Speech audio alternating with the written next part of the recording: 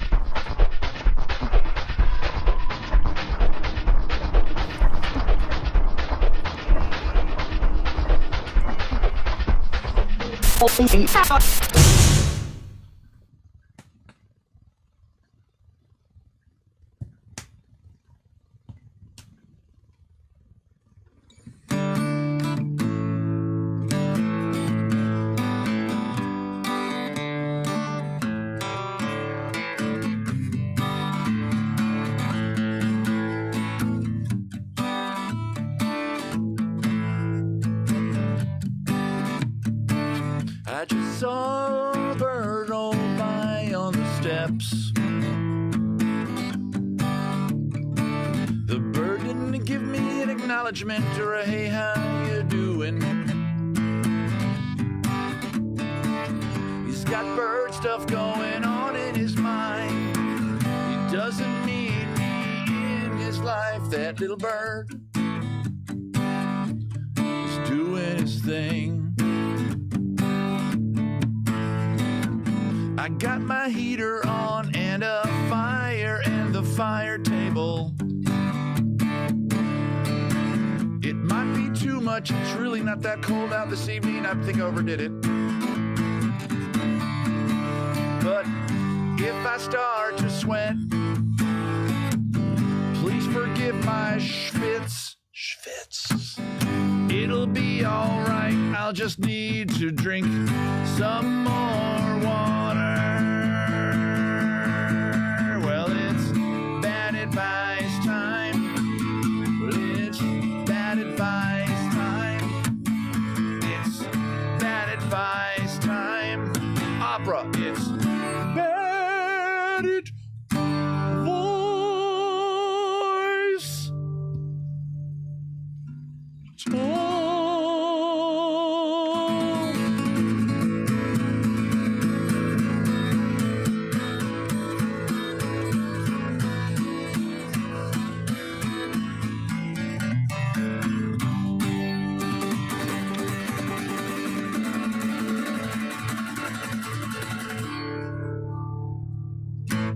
Hey everybody, welcome to Bad Advice. This is Brian. It is Monday evening at 5 p.m. Pacific time. I don't know what time it is where you are, whether you're here on Earth or on the planet Pluto, if it's even still a planet anymore, because I've heard rumors, I hear things. I don't believe most of them, but I hear a few things, and they're out there, and I'm a man of the world and of his word. Hey, this is the live streaming show that comes to you guys every single Monday night at 5 p.m. until whenever the hell I feel like stopping. That's not true. Tonight I lead into the very beautiful and talented Kristen Lynn and the Foxgloves doing their acoustic set tonight at, I think it's 8 p.m.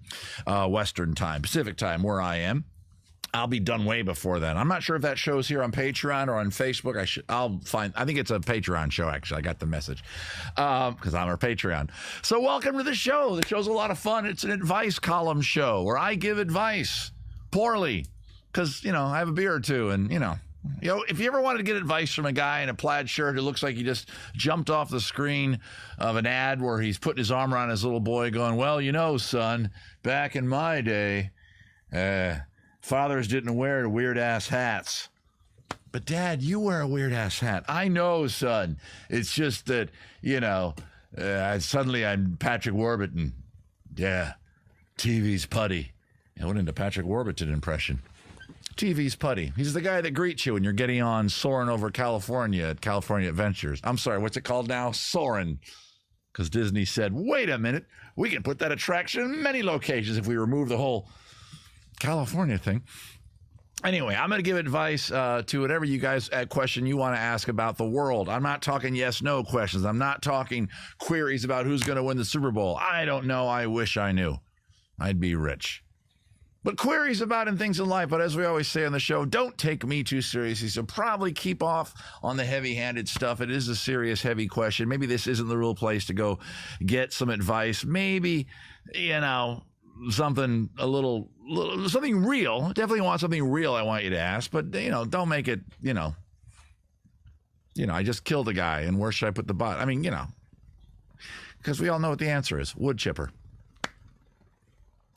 And as it is a show that you shouldn't take seriously, as I've already kind of stated, I want you guys to know that I don't want you to sit there and go, oh, no, he told this one person to do this terrible, terrible thing. Well, yeah, it's a comedy show. Don't take it too damn seriously. And that's why at the top of every show, I read a disclaimer, a disclaimer. It's a way I don't get sued. Da da da da. That's right. The bad advice disclaimer, which is put up to you guys, the lovely Patreons out there in my world of Patreonage. Still need to work on that verb. Every day before the show, about an hour, a couple hours before the show, I've been putting pictures up lately. Have you noticed that? I've been finding fun pictures and sharing them with you so you can enjoy the post a little more. A little picture of a guy that looks very furry. He looks like, what's his name? Jason Mantzoukas from like every podcast you've ever listened to. I want you guys to write a disclaimer. I will read it live on the air here at the top of the show right now. You get no special prize for this if yours is the one that's picked. Just bragging rights. You get to go, hey, he read mine, pat on my back, drink, copious amounts of liquid, get a tattoo. Brian read my disclaimer. That's already some bad advice. You should get a tattoo that says, Brian read my disclaimer. And the way it works is look for that every day, but before you know, I'm going to do a bad advice show. The bad advice shows are usually advertised 3 or 4 days away. You should know they're coming. They're every Monday until I start working the Ren Fair business again, in which case, I don't know what we're going to do yet. We're going to figure that out when we have to. Get off my back. Well, you weren't really on it. If you were on my back, get on the saddle. I'll put the bit in my mouth, the bridle, the bit. We'll go for a little pony play. I don't do the ass plug horse tail yet. I'm working on it. I'm halfway there. God, this is going south fast tonight. And I've been having a drink in 48 hours. That's right. I drink less these days. So these shows where I have a drink or two, I look forward to. I mean, I've always looked forward to them. Anyway, we've had 2 entries. One is a comment saying they're both good. So I guess we've had 3 entries, it looks like. One from Dan Bartlett, one from Courtney Lee, and one from Bobby Moncrief, and a comment from Veronica Bravo Taylor just saying both of those are awesome. But that's not what counts. Thank you, thinking they're both awesome, Veronica Bravo Taylor. But that's not the way this works. This is a democracy. You vote with hearts. And Patreon, that's how we all communicate with those little heart things. And it looks like the winner tonight is Courtney Lee. She got thrice corazones. Dan Bartlett only got 2, and Bobby Moncrief got none. But Bobby Moncrief did his only 3 hours ago. Dan Bartlett did his 18 hours ago. Courtney did hers only 8 hours ago. So Dan Bartlett sat there for 10 hours longer than Courtney. Courtney came in, shoo-whoop, boom. Annihilated Dan Bartlett. Just boom, body blow. She reached into his chest, pulled out his heart, and said, Kalima. And then the heart resealed. Remember that? Indiana Jones, Temple of Doom. Woo! There's a lot of smoke out here. I just started a fire. Ooh, it's already going out. All right, fire. I'm not letting the fire get away from me tonight. And I started it with not a fake log, so I got to keep my eye on it. All right. There you go. You get on there. And you burn and keep warmth in the world. All right. So without further ado, ladies and gentlemen, Patreon of mine and of the world, I'm assuming of the world, Courtney must like many things other than me. And I said to make it poetic this week. I haven't read these, although I just peeked the first 2 words of hers, and it looks like she made it poetic and short. I don't read live well. I need to work on this skill if I'm going to become successful at being an online internet personality. Is that a job? I hate the word influencer. Look, I use cool spoons. You should also use cool spoons. I gag a little when I do that. Okay, so Courtney Lee's disclaimer for tonight is I kind of want to do it in a voice. I'll do it normal. No, I don't know. I'll do it like let's see. I'll do it in a voice like this, sort of like because the first 2 words are is if ye. So if ye, I'm kind of doing what's his name, the pirate character from SpongeBob, the ghost pirate that comes every now and then. That's voiced by Brian Doyle Murray. You all know the pirate character. What is it? Davy Jones? No, that's the one. It's whatever. I'll do it like him. If ye seek advice for some problem, question, or vice. Elsewhere should ye search, or you'll be left in the lurch, and you'll surely be paying the price. Let me read that again, now that I know how it rhymes. It's not written like a poem. It's written the way you enter things on the internet. If ye seek advice for some problem, question, or vice, elsewhere you should search. Elsewhere should you search, or you'll be left in the lurch, and you'll surely be paying the price. A little bit better. I could have done. Let me try one more. If ye seek advice for some problem, question, or vice, elsewhere should you search, or you'll be left in a lurch, and you'll surely be paying the price. There we go. Sort of the gravelly, sexy voice. So give it up for Courtney Lee, everybody, here on YouTube chat. There's no way to do the little floaty heart thing, so we'll get into complaining about it eventually. Hey, good to see Alex Fuller. Oh, thank you. A nurse Polish name, Mr. Krabs. No, not Mr. Krabs. The pirate is the... Mr. Krabs is his... Hey, boyo! I like money! No, the pirate that shows up like every 20 episodes. He's green. He's a human, which is interesting. He's a human pirate in the world where it's all fish and one squirrel.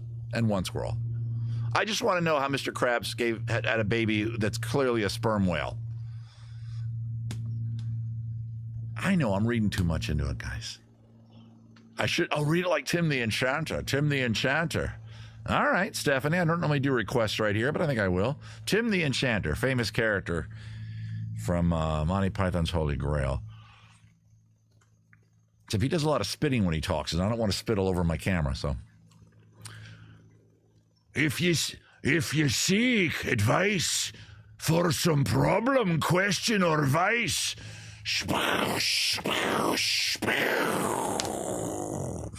elsewhere should you search, or you'll be left in the lurch, and you'll surely be paying the price.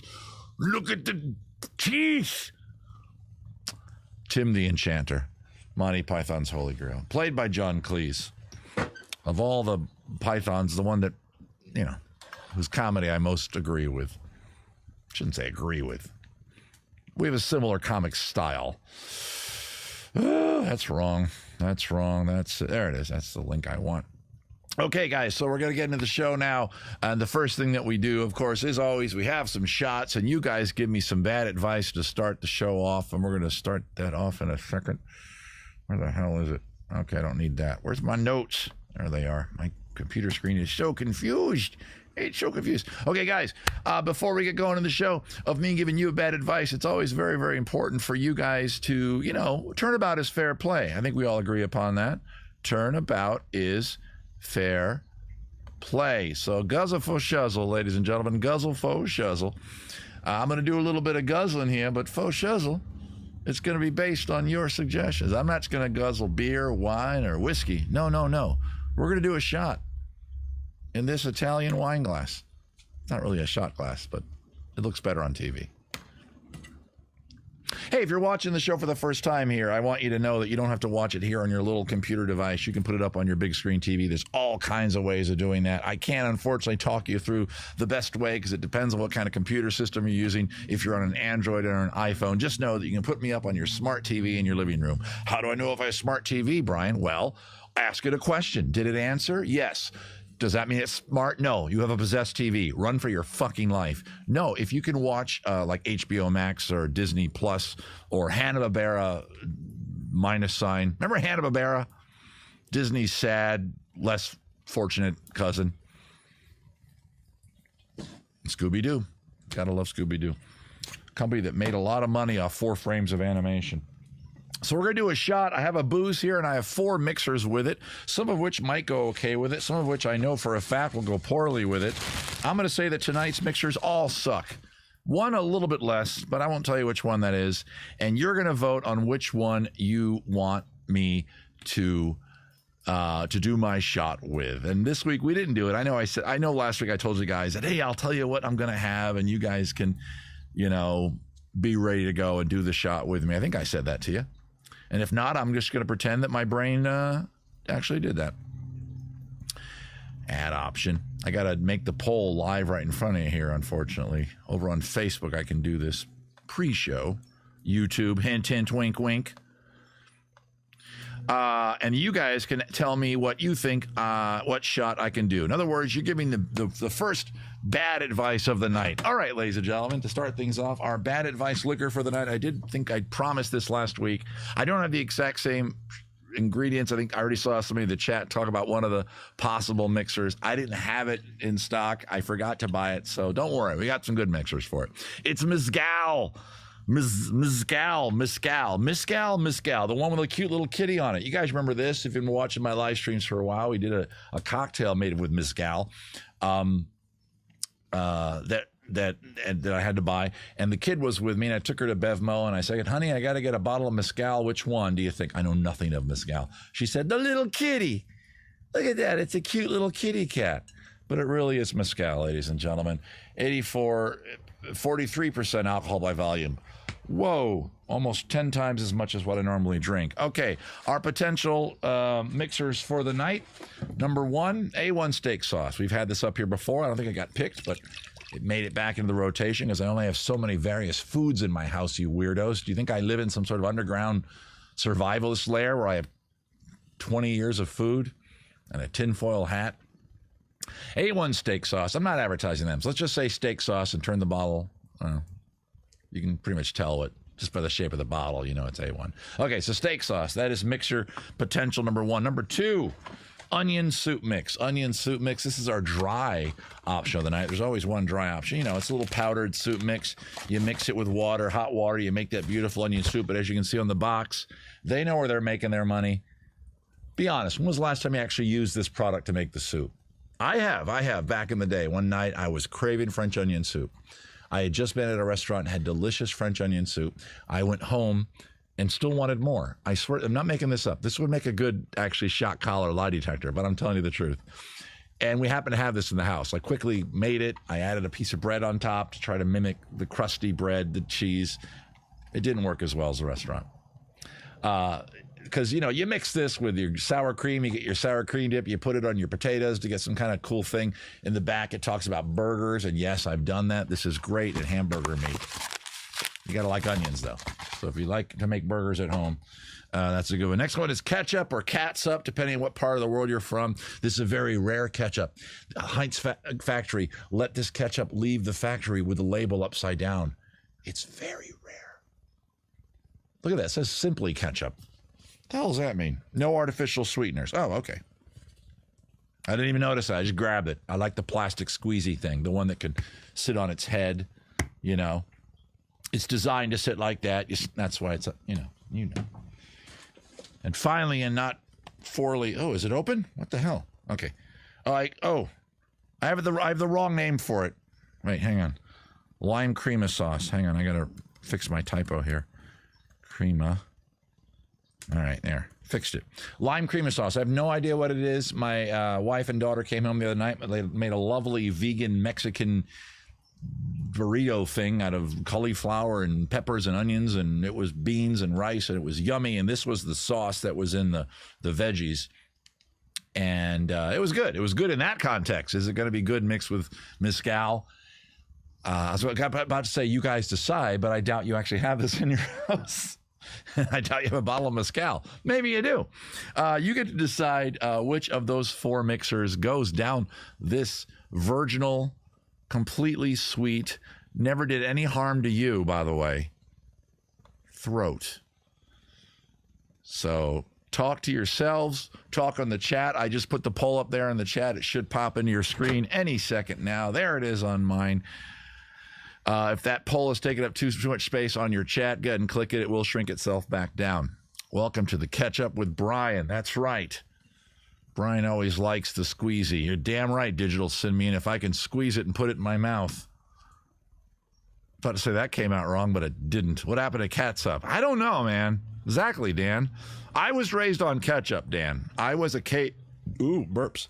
I was raised K-E-T, that word. K-E-T-C-H-U-P. Had to look at it. That's how, but catsup, I'm aware of it. And I'm also aware of the glaring difference in the flavors of Heinz compared to Hunt's. Hunt's was sweet. Hunt's is what you always had when you're at like an institutional place, school, hospital, place like that. In the cafeteria had Hunt's. Hunt's somehow had the institutional sales just wrapped up. Heinz was like a little more highfalutin. No, we're not going to sell our fancy tomato beverage. It's not a beverage. Snack to the people in the thing. Mix them all. Danny, somebody says it every damn week, and no, it's not the way it works. Jenna Passadubble, having herself a hot dog. You saying you have ketchup on a hot dog? That's cool. I did for a while. Then I switched to mostly mustard. Another log on the fire here. There we go. All right. It's at that point where it's flaming a bit. It's like Danny's suggestion. I like Danny. Oh, no, but yes, guys. It's a condiment. I know, Demita. I listened to if you guys don't listen to Stuff You Should Know, you should. It's a really fun podcast. And they did a whole episode on ketchup. And what we know as ketchup today, of course, like a lot of products, is very different from what it was back in the day. In fact, there were all kinds of ketchup, not just tomato. They were all, and it was some, like, thing with the Far East or something. It was where it was from the Indies, and somehow Europeans found it, brought it back to England, and they made it. And I don't know what makes it ketchup. That's the thing. I know mustard. See, mustard is mustard because of mustard seed, which is a plant. There's no such thing as a ketchup plant. Now, this is tomato ketchup. If you look closely on the label, it does say tomato ketchup.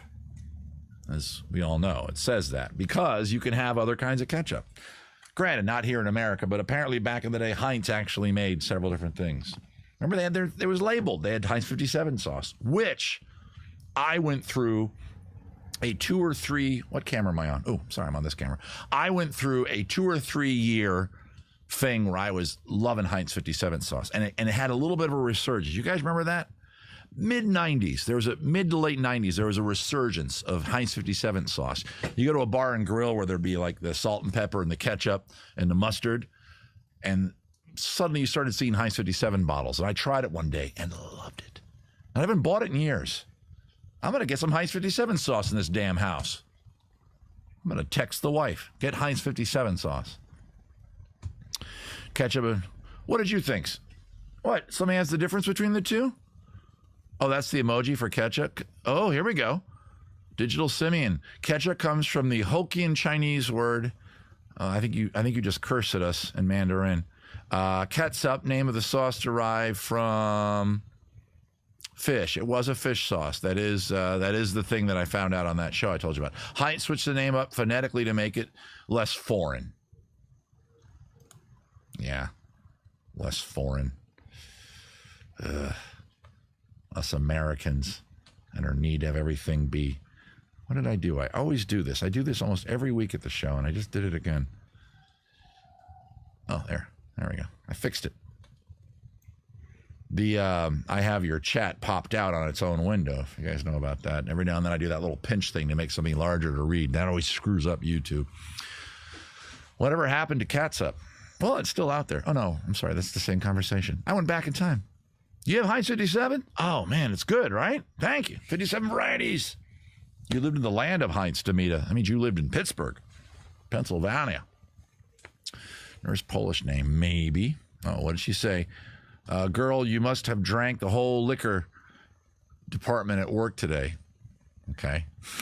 Wait, where does she work? I guess in a liquor department. You brought her department. You lick it. Okay, let's see how the things are going, guys. A1 steak sauce, 19% of the vote. Onion soup mix, 62% of the vote. Ketchup, our beloved ketchup. Big old goose egg. Nobody wants to see the ketchup as the mixer. Lime cream sauce says 19%. I don't think that's going to end. That's pretty much going to be solid. I'm going to end that poll, put the results in there. I am not surprised that you wanted the onion soup mix. When I saw it in the cupboard, I said, I'll use that. The bummer is I love making the dip. I love making the sour cream and onion soup mix dip when you're having people over and stuff. It's kind of a hokey bit of a dip, right? Kind of corny, but good. I mean, I don't care. I don't care if I'm serving you guys prime rib, lobster, foie gras. I would never serve foie gras, but you get the idea. Fancy meal. Don't be surprised. There's still going to be Good old classic Lipton's Onion Soup dip. By the way, it's a recipe secret. It's a secret. And Lipton Corporation, if something's a secret, you don't print it on the packaging.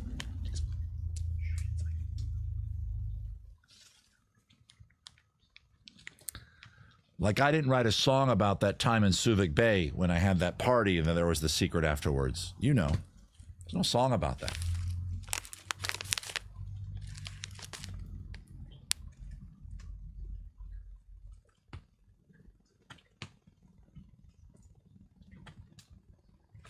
Just the eyes. It's all in the eyes.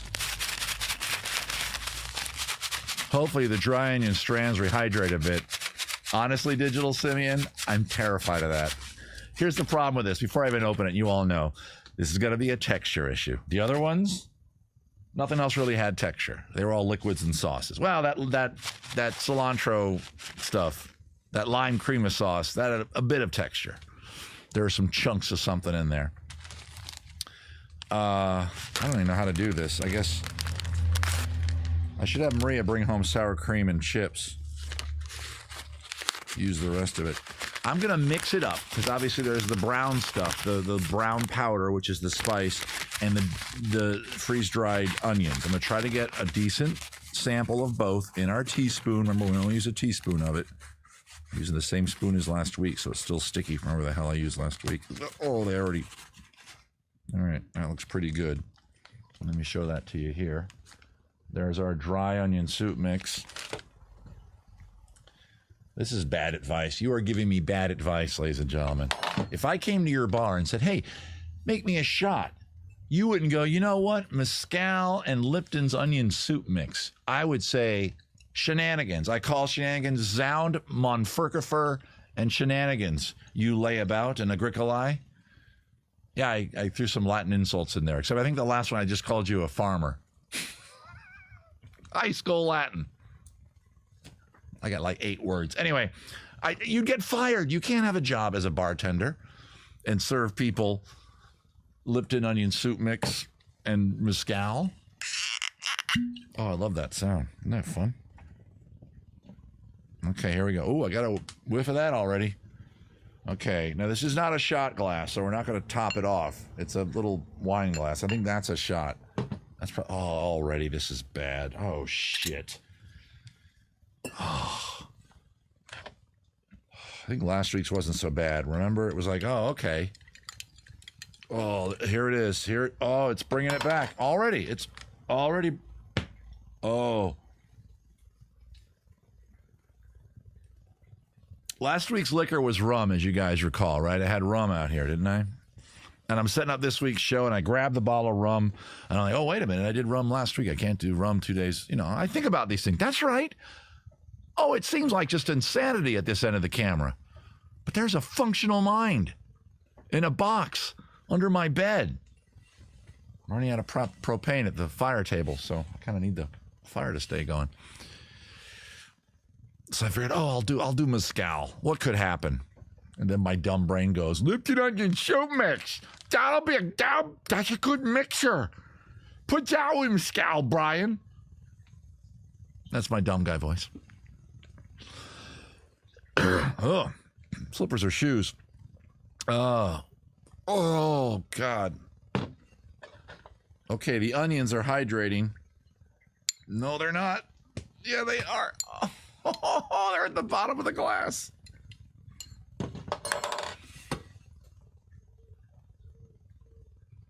Oh, I hear an owl. Mr. Owl, come peck my taste buds out.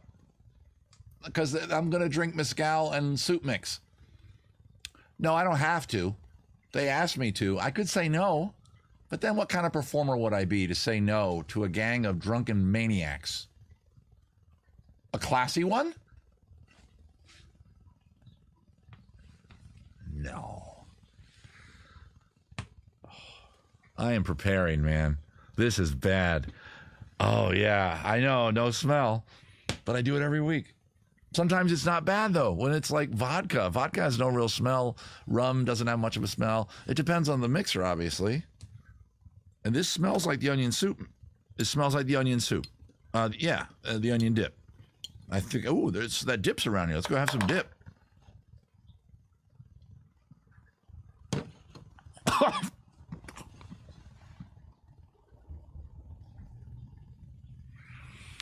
All right, I'm gonna. Oh God, I don't have it. Hang on, I gotta get a towel. This is coming out. Mind the crotch. Oh, okay. This may not stay down, guys. I have never barfed on camera, as you know. I spit some stuff out. My nose is really red. I just noticed. Not looking forward to this.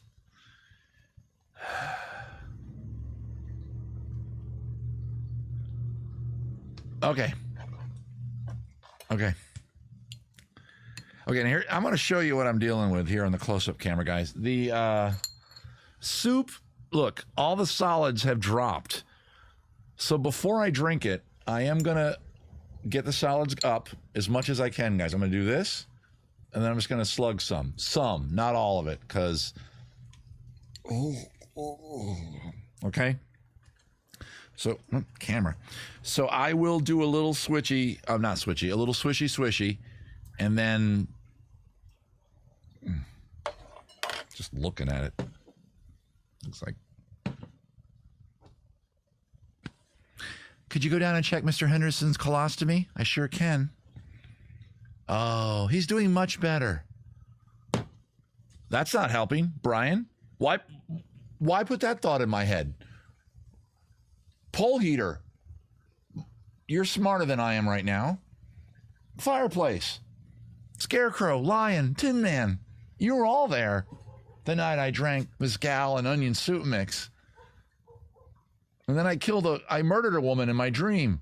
That lady from down the street on the bike, who even though she's mean doesn't deserve to be murdered, but in my dream I killed her. Does anybody want to call the cops or a psychologist about that? I killed that woman. She got mad at my dog. I get that and all that, but Jesus Christ, in my dream, I murdered her. But, you know, happy ending. You ever thought about that? I mean, Dorothy's not happy with that lady down the street who's upset at Toto coming in to mess with her garden, or where the hell Toto did, I forgot. And, of course, that same character, Margaret, whatever her name is, Margaret Hamilton, right? I think I'm right. Something Hamilton. Anyway, she's the witch. So the whole thing is about, you know, it's like the movie Inside Out, right? About the characters inside the little girl's head. Well, this is the little story inside Dorothy's head. These three dudes that hang around near the farm, which are her buddies, three grown middle-aged men, are all buddies with this 16-year-old girl.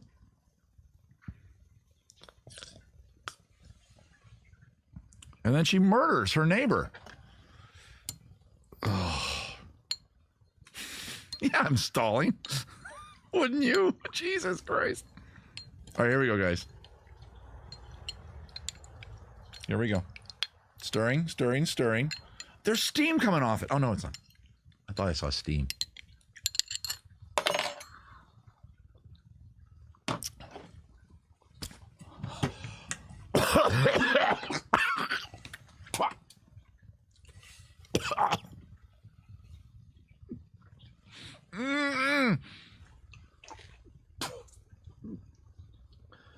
Oh, no. I drank a lot more than I thought I would on the first sip. That's it. There's no more sips. That's it, guys. Oh.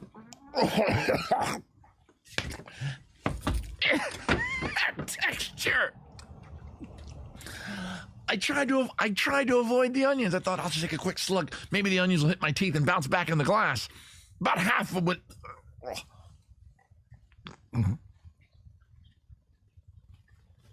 Oh, we have a new winner, ladies and gentlemen. Oh. Yeah, I'm still adjusting lights. Okay, there we go.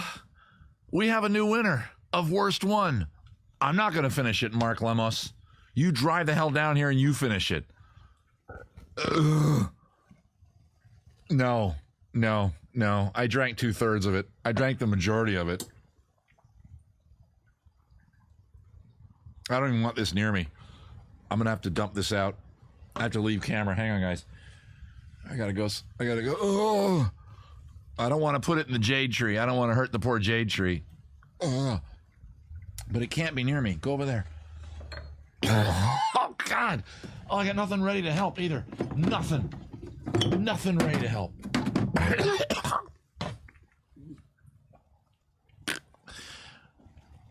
Yeah, I won't kill the plants. You didn't break me. I'm okay. That's bad. That is bad, guys. That is the worst. Okay, new scale. I forget all the other ones. The top used to be tequila and relish. Well, step aside tequila and relish for mezcal. Tequila and relish is at the bar. Everybody's hanging around. They're all scared of tequila and relish because he's the tough guy in the town. He comes in, his spurs on the floor. Chink, chink. Leans against the bar and says, "Barkeep, give me a shot of tequila and relish." And the whole bar gets quiet. The guy playing piano. If it were more modern comedy, the needle would be pulled off the record. And then possibly I Feel Good. James Brown would... No, that'd be like a comedy. Okay, forget that. In the distance, a dog barks. The bartender. Glass of tequila. Weird container of squeezy Heinz relish. Why do they have that in the 1880s in the Wild West, where I'm implying this whole story is taking place? I don't know. The guy takes it.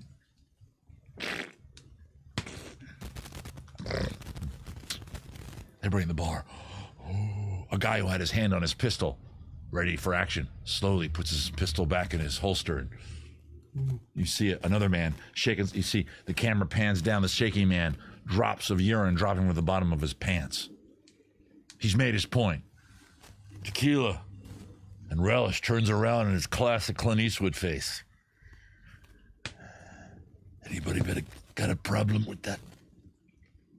Nobody says a word. Good. Turns back around, leans on the bar. Continues to sip his tequila and relish. Then the swinging doors of the saloon, foot kicks it open. Blam! Guy, 2 feet taller, 8 foot tall, dressed completely in whatever color, giant cowboy black shirt, a blue shirt with a big yellow swoosh across it that says Onion. And on the back it says Lipton. He's double doing the Clint. If this is Clint, he's like a cigar store Indian. Carved out of marble, this guy is. He walks to the bar. Ka-chink, chink. That's right. Each boot has 2 spurs on it. One in the front and one in the back. Ka-chink, chink. Ka-chink, chink. Ka-chink, chink. Ka-chink. He gets up next to that relish guy. You hear all the chairs slide. You know, people, whole bar. People over here, people over there. People hanging from chandeliers, looking down, terrified. Right in the middle of the bar. There's tequila and relish. There's mezcal. And onion soup. Mezcal and onion soup says tequila relish. What you drinking, pard? Tequila and relish says tequila and relish. Mezcal and onion soup just goes, looks at the barkeep and says, mezcal and onion soup mix. A hush goes over the entire village.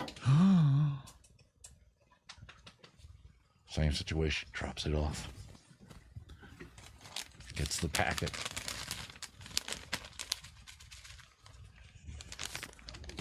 He rips it out of the barkeep's hand before he can finish mixing it.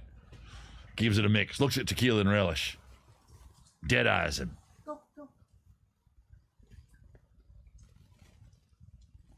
All the way down. Better than I did. Throws the glass to the ground. Psh! Tequila and relish.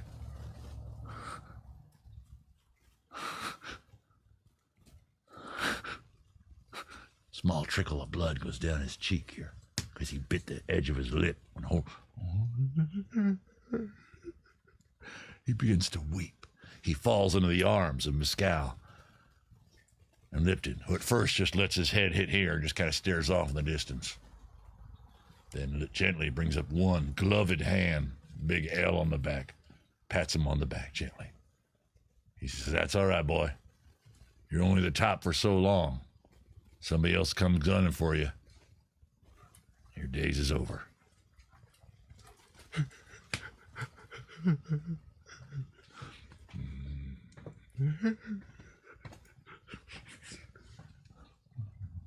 He picks him up in his arms, and he walks him gently upstairs to the bridal suite.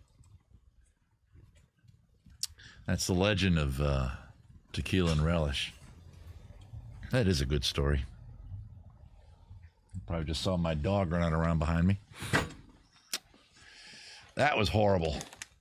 Not the story. That was... Oh, I'm drinking a red IPA today, which means it's a communist IPA. We don't want socialism. People say we don't want socialism, but when you ask them to define it, can't. Ooh, it is red. They're not kidding. Check that shit out. It's almost the color of, like, you guys see that? It's an amber ale color. This isn't beer and songs. We're not going to go down rabbit hole in the beer. Ooh, but look at that. Look at that. It's not the beer show, but I'm pretty proud of that.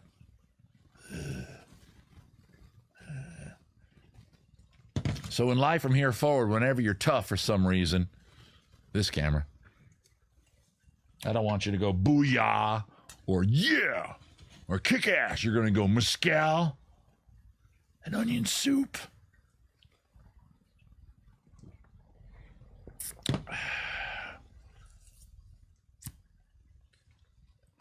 It's good beer. So that's the end of Guzzlefo Shuzzle.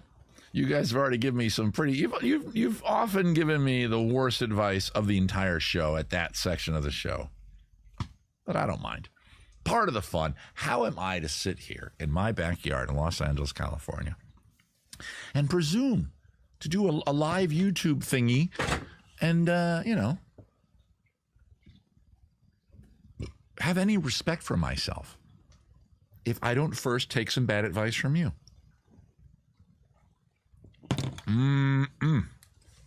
I offered my COVID taste buds and nose, but nope. Oh, you're dealing with the COVID, Danny? I'm sorry. I hope you're shot so your COVID won't be too extreme. Mezcal and onion soup mix. Noted. Right. I'm telling you, man. Join the branch COVIDians, it seems. Oh, midnight hat size. I like that. That's funny. All right, midnight hat size. Midnight hat size. You have the fun hat. That's pretty clever. The branch COVIDians. I've never heard that joke before. That's something that I should have heard by now. How have I not heard that? Do you have a question, guys? Do you have a query in life? Are you downtrodden? Are you sad in the jowls? Let's make up our own phrases. Do you suffer from tight knees? Oh, do you have bummer gummies? Oh, are you having the flesh tears? Are you having the flesh tears? Are you having the brain squeezins? Are you having the brain squeezins? Are you having the thinky pain? Actually, that's a comedian. That's the name of it. Whose show is that? That's Mark Maron's show. Never mind. I didn't write that one. Fully vaxxed and boosted. All right. Oh, she's a giver of shots. Oh, that's right. She's a phlebotomist. Where would you want her to flow from? Her bottomist or her topomist? If she flows from her topomist, she's crying or runny nose or barfing. She phlebotomist, she's doing those things that come out the bottomist. Any question you guys want to ask? Is your hog wallow dry? Is that a question or advice question? Is your hog wallow dry? Yep. My hog wallow is dry. Hog wallow. Wait a minute. Hog wallow. That's from something. You know what that is? Hog wallow is the surname of the character. Okay, the three main guys from Oh Brother Where Art Thou, right? One is supposed to be Ulysses, George Clooney one, and then the one that's the other two actors. I'm blank. Oh, God damn it. The one that's what's his face? He's in like all Coen brother films. He's a hog wallop. That's what it is. I've gone full Mr. Oh, I can't even say the name. I guess we're gonna not be able to say that name. Oh, from her hippopotamus? Is Mahagwalera? You were coming up with sayings. I was just, oh, you were. Okay. Well, thank you, the she. Medical terminology with Brian. Seriously, any questions out there? Ask whatever you want here in the chat. If I miss it, don't worry. I'll swing back and get it again.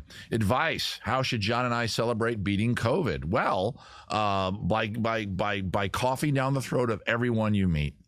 I just beat COVID. You grab them by the cheeks. You rip their, just right in their throat. And mezcal and onion soup mix. Don't worry about it. A trip through the liquor department would have fixed that. I don't know who you're talking to, Jenna. Me? Yeah. I'll get their names in a second. Don't worry about it. All right. I have pre-requests too, pre-queries, but I want to go to you guys. Let you know if you ever have any questions. The show is based on your questions from here on out. If you have a question, go ahead and ask it to me, and I'll do my best to give you some very, very, very bad advice. But we do have 1, 2, 3, 4, 5, 6 pre-questions, and that's a lot. And you know how much I yammer at the mouth, so that's probably too many already right there. But if I see one, hack, squee. Yeah, well, you know what you should do. Okay, so Danny, you and John, you both had the COVID, and you're both okay, I assume. I would say make out with everyone. Just get you know, do it. Sign a little agreement between the two of you. Honey, I give you permission to. Honey, I give you permission to. And then go. Spread the joy, man. You had it. You survived it. You know, spread it around. Be your own little super spreader event. Please remember the disclaimer, guys. Do not take me seriously. The show's called Bad Advice. I'm not being serious. John Turturro and Tim Blake Nelson. Thank you, BBT. I should just go straight to Veronica Taylor. I don't know why I don't. She is our historian. In the future, whenever I can't think of something during the show, I go. The thing is, if I weren't on the show, I totally know John Turturro. I don't know Tim Blake Nelson's name as easily, but John Turturro, that's up there. Anyway, John Turturro's family, whatever his character's name was in the show, his family was the Hog Wallops. Once a hog wallop, always a hog wallop. Do you leave any? Who works at a liquor store? Jenna pass a double? Jenna, do you work at a liquor store? Well then, all right, get to it, Danny. You and John start spreading the love, quite literally. Throw a key party. There you go. I'm gonna tell you, this beer is not great. It's not bad. It's just, It tastes like metal. It's in a can. I know. Not my usually get bottled, but I'm not gonna have. You know what? It could also be the leftover flavor from that horrible drink. When I eat a lot of onion dip, and when I make onion dip, I eat as much of it as I can. We had a party, not a party, we had friends over. Well, not a party, we had one family over. And they brought meat, and I provided onion dip and potatoes and side dishes. And normally I would eat all of it. Not all of it. Just part near. The chip is merely a vehicle to, and you know what? When I make onion dip for you guys, I'm not going to skimp. It's not going to be Lay's or Ruffles. I'm buying the kettle cooked shit because the dip is thick. Even with the Ruffles, I get it. The Ruffles, they have ridges. That was the advertising back in the 70s, and we all went, it meant nothing. So what? Ridges. I guess it made it stronger to hold the dip. But a good kettle-cooked chip is going to hold the dip. And I went full Eastwood again. Exactly. Wait, I got to find out where Jenna Pasadobel works. Name. Where do you work? Are you in a liquor store, Jenna Pasadobel? All right, well, she's answering me. I'm going to go to the first question of the pre-request line. The pre-request line, guys, goes up usually the day before, or at least like 12 hours before the show. You can always find it here on Patreon. Those are the ones I'm going to try to get to. I'll try to do some live ones, too. Dan Bartlett, a competitor in tonight's disclaimer. You guys know that mezcal is very high in alcohol, right? Okay. Can we just make this a baseline? My body is processing the alcohol from the mezcal, and I didn't. And yesterday was one of my dry days. I do like 2 or 3 dry days a week now, so the alcohol hits me hard at these shows. Yesterday, I'm like, oh, my head is clear. I haven't had a beer in 38 hours. Oh, I feel great. And the first thing I do to my body and say, hey, body, yeah, I feel great. No booze for a while. I'm a little more bright-eyed and bushy-tailed. Circles under the eyes aren't so bad. The nap kicked ass today. Well done, Brian. What do you got for me? I have mezcal and onion soup. Could we try cough syrup first? No, it's terrible. That's like taking a Boy Scout fresh out of learning how to tie a knot and putting a rifle in his hand and telling him to defend Berlin. But that kind of happened. Oh, she works at a grocery store, but not in the liquor department, but near the liquor department. Near enough, right, Jenna? Right, Jenna? Whenever they try to move Jenna, we need you to work in the bakery department. Your brain goes, but that's on the other side of the liquor store for the liquor department. Fine.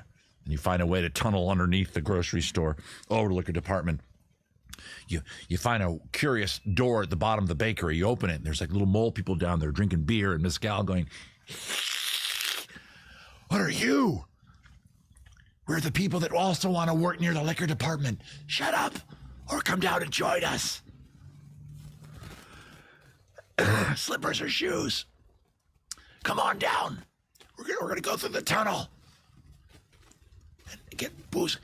And when the boss comes, we pour the booze into the cake batter. Have you noticed how much our cakes are selling to 18-year-old boys? Coincidence?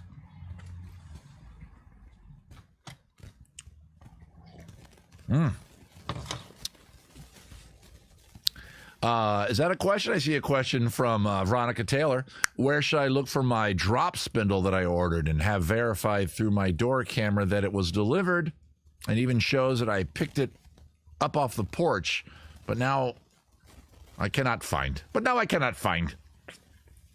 I think it's in that hole in the ground that I just talked about. What the hell's a drop spindle? I know what it is. It's that little piece of wood, looks like a top. And I guess Veronica has that hobby of making yarn, and then you take the flax, which is harvested. The flax is the pubic hair of gnomes. You know that book Gnomes, that cute little coffee table book that showed the history of gnomes as if it was written by a naturalist? You all know that. If you lived through the 90s, you know it. We probably have a copy around here somewhere. Gnome pubic hair is what yarn is made of. So this hat is the pubes of several gnomes. But fear not, the gnomes are known for growing quite the dense bush. Now, they're tiny. A gnome is about that big. But one gnome about that big can produce probably half that hat's worth of pubic fibers. And if you're lucky and don't wash it that often, you can still smell the gnomish magic. So who am I talking to? Veronica. I'd put out a gnome trap, which we all know is a tiny little glass of mezcal,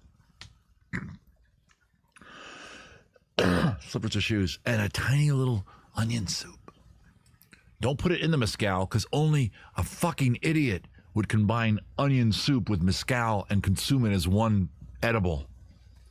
You're going to make the soup and then put like a tablespoon's worth in a little tiny bowl and the little tiny thimble of mezcal. You put that out at night. You go to bed. Turn your camera off. The gnomes are very shy. The gnome will come out, and I'm assuming they would sound Dutch. They go, oh, there's the mezcal, because this is what a Dutch person sounds like. And they tiptoe over. They don't have to tiptoe. Their feet are this big. They can stomp over. You're not going to hear them. They're goddamn gnomes. You're going to drink the mezcal. They're going to get S-face. They're going to eat the onion soup. They're going to go, oh, I'm so drunk. And they're going to pass out.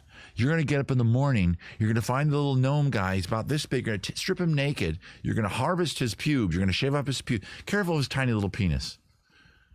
Poor little gnome. Tiny little penis. And don't whack. No, maybe wax. Yeah, drip some wax on his crotch. If that doesn't wake him up, then you rip it off. You get all this, and now he's bare. Now he can do porn. But they're known also to steal the spindles because they know that you're doing this to them. You see, that's the thing. That's what I'm getting at here. Okay, Veronica? I think gnomes have stolen your spindle because if you've made yards and yards of yarn, you have you have baby bottomed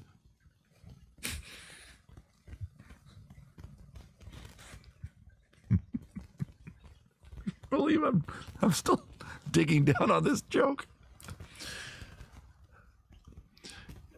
You have shorn so many gnomes. And then that little naked, well, he's not naked, he just doesn't have pubes. He has to go home to his wife, who also has a 70s porn bush. You can harvest them too. But they like it. When you put the wax on, you give it a rip. And a lot of them are kind of into, like, Playboy circa 1999 through 2012. And you know what I'm getting at. So a lot of the ladies aren't as shorn. Let's just put it that way. So if you're wearing a hat, you're wearing male gnome pubes. Am I still on? Is YouTube allowing this to happen?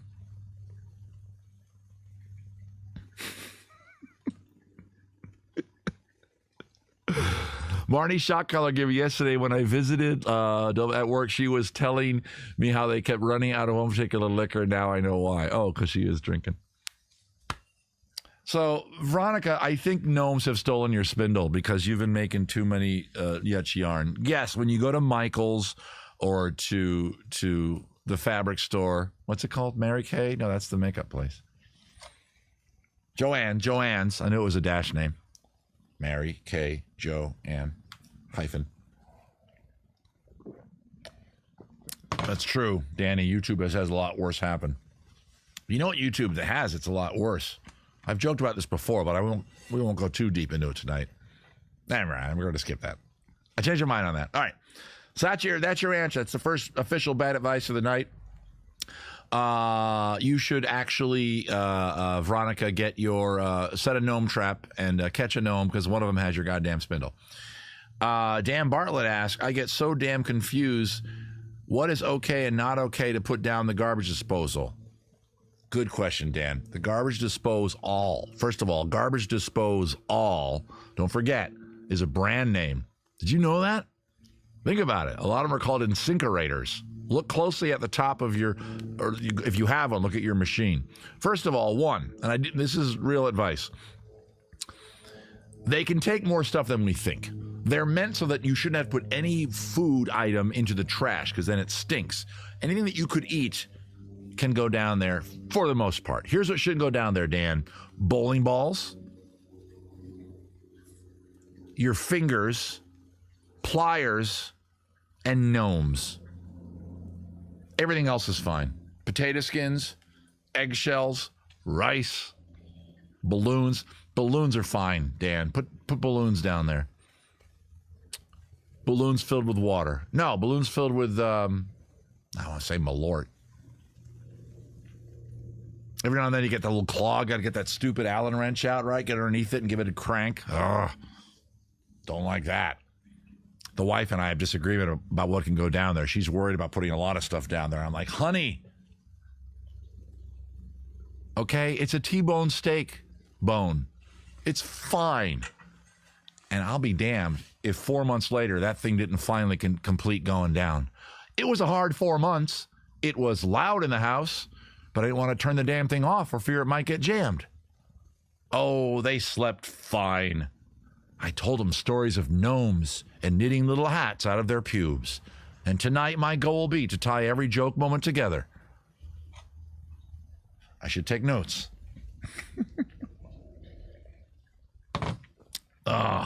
Yeah, pass those on stage. Exactly, Dan. Joanne's. Is there no hyphen in that? Brazilian gnomes. Thank you, VVT. That's what I was getting at with my little Playboy and circa. Because there was a time, anybody that knows Playboy knows what I'm talking about. There was a time when it became fashionable for the trimming and the cutting and the down at the hoo-ha. And then Playboy changed. Does Playboy even exist as a I think it does. I saw it somewhere. Yeah. But it's different now. It's not glossy anymore. Hefner's daughter, I think, is the boss, the CEO, publisher, whatever, the boss. Hey, Sarah Polish name is the next question tonight. To punish my friends, I guess enemies that are, friends, for being bad biscuits, I'm going to fill giant squeegees full of Malort Jello shots and shoot them into their holes, their face holes. I avoided the word face there. That was telling. What flavor Jello pairs best with Malort? Fucking nothing. What pairs best with Malort? Staying home. What pairs best with Malort? Duct tape. Seal the top of the bottle. What pairs best with Malort? Entering the nunnery. What pairs best with Malort? Going into a 12-step program and never touching booze again. What pairs best with Malort? Leaving Chicago and drinking any liquor at pretty much any other major city in the country. What pairs best with Malort? Sewing your damn mouth shut. What pairs best with Malort? Being like Thomas Anderson at the beginning of the original Matrix when his mouth disappears. Deep cut for all you nerds. What pairs best with Malort? Ingesting it through the skin of your head. What pairs best with Malort? Inviting your enemies over and just handing it to them. Nothing pairs good with Malort, Sarah. You know that. Oh, I'm imagining right now Malort and the onion soup mix. I can't. Malort is such a bad flavor that I can't even imagine it. Right now, if you said, Brian, imagine the flavor of rum. Yeah, got it. Imagine the flavor of beer. No problem. Imagine the flavor of a lovely Pinot Noir. Got it. Imagine the flavor of vanilla ice cream. Got it. Imagine the flavor of Malort. No, I can't. My brain has sealed off that part of itself, along with some very, very, very harmful memories of my past. And I put Malort in there. So back when I peed my pants in second grade when I was nervous in front of the whole class, now that part of my brain now has me peeing my pants in front of the second grade class while drinking Malort. Thank you, Chicago people.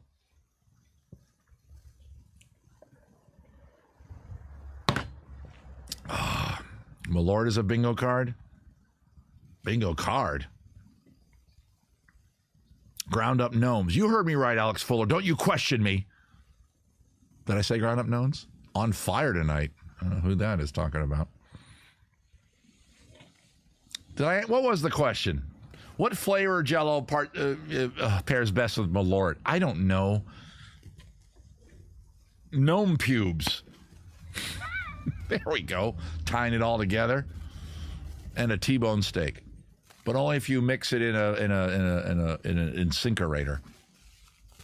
Any live questions? I don't see one. Veronica's doing this thing. Thank you. You got Malort coming at me. God damn it.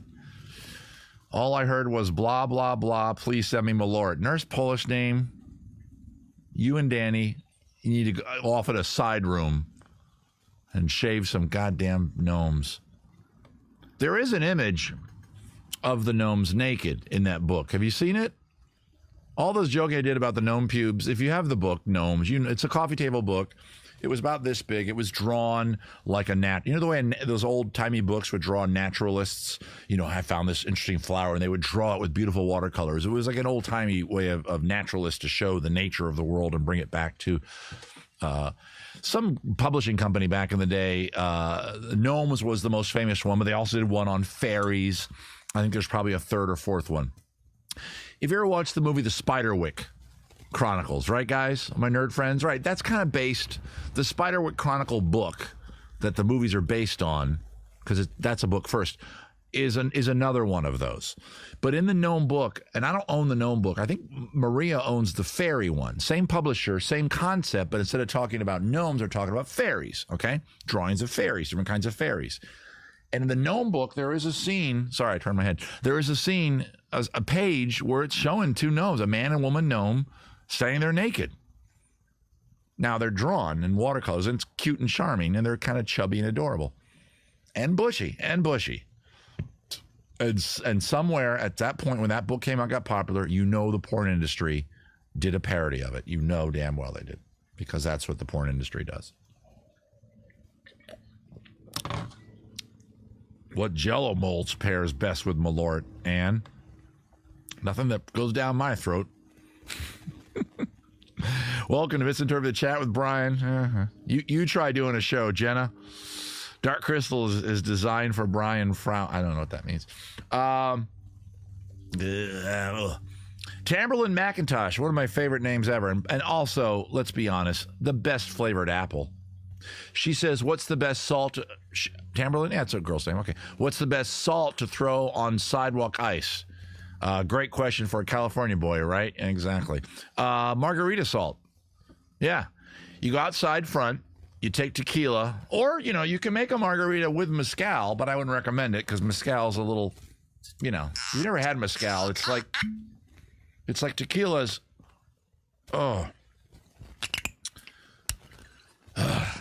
if tequila is the rowdy sailor who just entered the bar, mezcal is the ship he walked off of.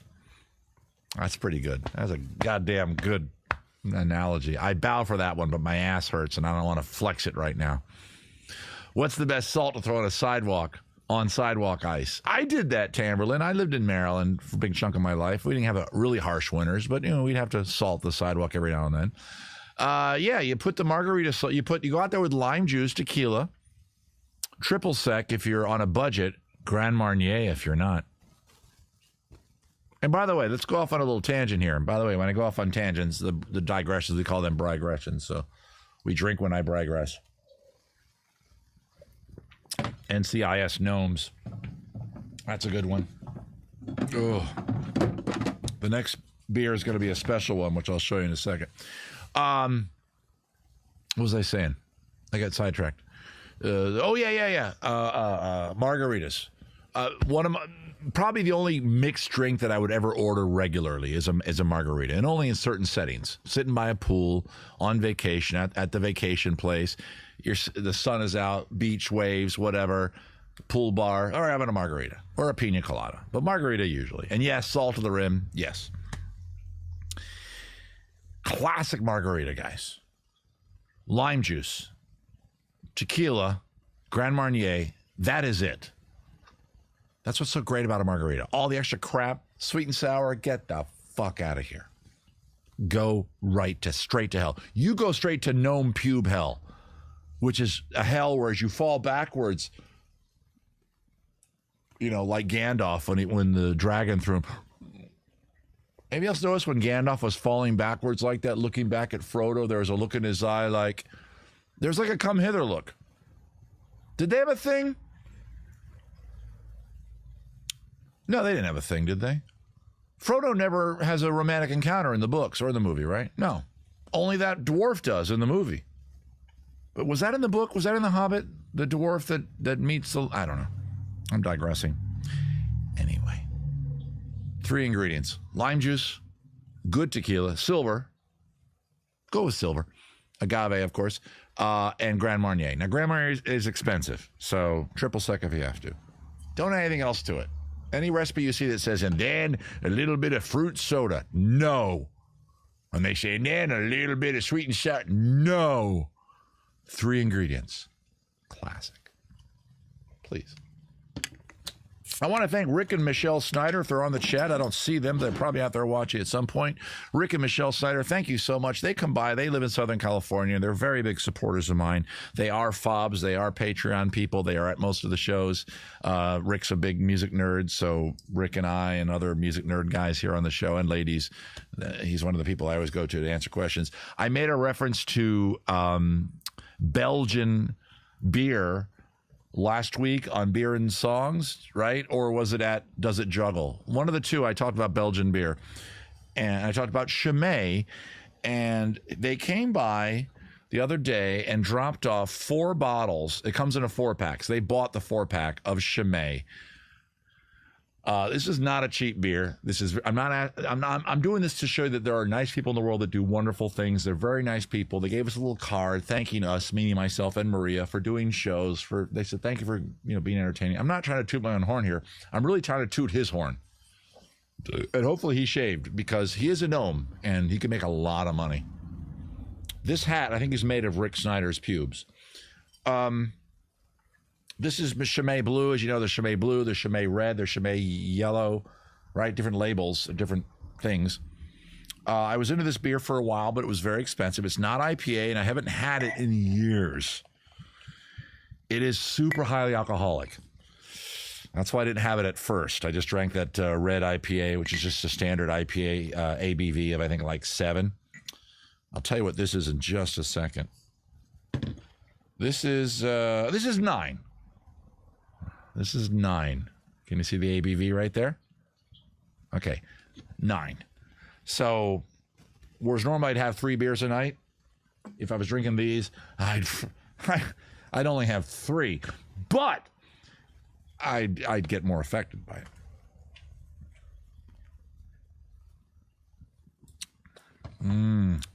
Yeah, different than what I'm used to. Different than IPA, but not bad. Midnight Hat Size. Is that you, Rick? Oh, I didn't know that was you, Rick. Midnight Hat Size. So thank you, Midnight Hat. Thank you, Rick. It was very sweet of you. And they gave us coffee, and that was very nice, too, because we drink coffee in the morning. Oh, that brings back memories. It's good. It's good. Yeah. It's very, very good. It's not an IPA. Now, I like my beers bitter, as you guys know, and this is not bitter, almost at all. I almost want to call the monks or whoever the hell brews this in Belgium. Is it Belgium? I keep saying it's Belgium. Grand Reserve, brewed at the Abbey. So it's brewed by monks. Hosteled and, well, where is that Abbey? Oh, Belgium. Yeah. Something de Chimay, Belgium. Okay, so there's a town called blah, blah, de Chimay, Belgium. So if you ever go to Belgium, knock on the door, say, Brian would like more. They'll go, K, and you'll say, why did you say what in Spanish? And then they'll say, because Brian doesn't speak Belgian. Wait, they would speak French in Belgium, right? Yeah. Okay. So quoi? Quoi? We're going to do a quick speed run before we get into shot collar trivia, guys. So get ready to nominate somebody as the contestant tonight. I am 2 for 0 in the past 2 weeks. I have not been shocked in 2 weeks. Wait, I've been shocked, but I've not lost. All right, Kelly Rose, who I think is here tonight. Kelly, flower name. I have run out. Oh, no, we've done that. That's what I just did. Wait, I have run out of salt. Wait, Kelly Rose is asking the same question as Tamberlin. Do you guys know each other? So Tamberlin, the best salt to use is Margarita salt. I never actually finished the whole thing. You take lime juice, Grand Marnier, and the salt and tequila. Throw it on your front walkway. Wait 20 minutes and come back and invite friends over to lick it. But Kelly Rose has a similar question. Kelly flower name. I've run out of salt to de-ice my driveway. What should I use instead of to avoid killing myself when I walk out? I think we all know the answer. Let's say it together. Gnome pubes. Okay, you go over to Veronica's house. She's got a lot of gnome pubes laying around. You sprinkle them into what they do is the gnome pubes add texture to the ice. I'm just picturing a sheet of ice on a front walkway with itty bitty, teeny tiny, little twirly. Right, because the average human, male and female, we are pubes, curly, right? But a gnome, the little tiny, but it would give you grip. It would give you texture, Kelly. Marnie Milky says, how does one avoid being shot in the face with a giant syringe full of Malort? Okay, you guys are all getting together. Marnie's answering the same question that Sarah just asked. Did I ever answer Sarah's thing? Oh, I did. Nothing goes with it. But Marnie is now saying, God, I told you guys, I knew that starting doing these live streams, getting an audience to really get to know each other is just going to be the beginning of some weird ass cult. And I'm the benevolent leader as long as you allow me to be. Because at any point you can overthrow me. Because you're getting fucking organized. Marnie says, how does one avoid being shot in the face with a giant, all caps by the way, syringe full of Malort Jello? First of all, could you make the Jello with Malort? And if so, I don't want to try it. And again, she uses the word friend. Am I not getting that? Friend. With and. What's and? I know frenemy, that considers you a bad biscuit, asking for hopefully a different friend, and not myself. What does friend mean? Damn it. How does one avoid being shot in the face with a giant syringe full of Malort Jello by a friend that considers you a bad... Well, I think, Marnie, be a better biscuit. Cover yourself in yeast and jam. Jenna Pasadora, I'm planning to get completely shit-faced at work. I work at a grocery store. Okay, here we go. There's like 4 people got together for tonight's show. And, okay, I'm going to ask the question. Gather around. I'm going to ask the question about tequila. You ask the question about Malort, and then you ask the question about being in the grocery store, and we'll gang up on Brian. I am much better lit in this camera. This has my dramatic lighting. This is my dramatic lighting. This is standard YouTube, how to do makeup video lighting. And you're going to want to accent your lower lip. You're going to want to accent that, and then up, and then up, and then up. Buy my line right here at the link. Welcome to the new culture. Kill yourself. Jenna Pasadora says, I'm planning to get a completely shit-faced at work. First of all, if she gets shit-faced at... Wait, what department are you in? What if she gives the wrong product to somebody?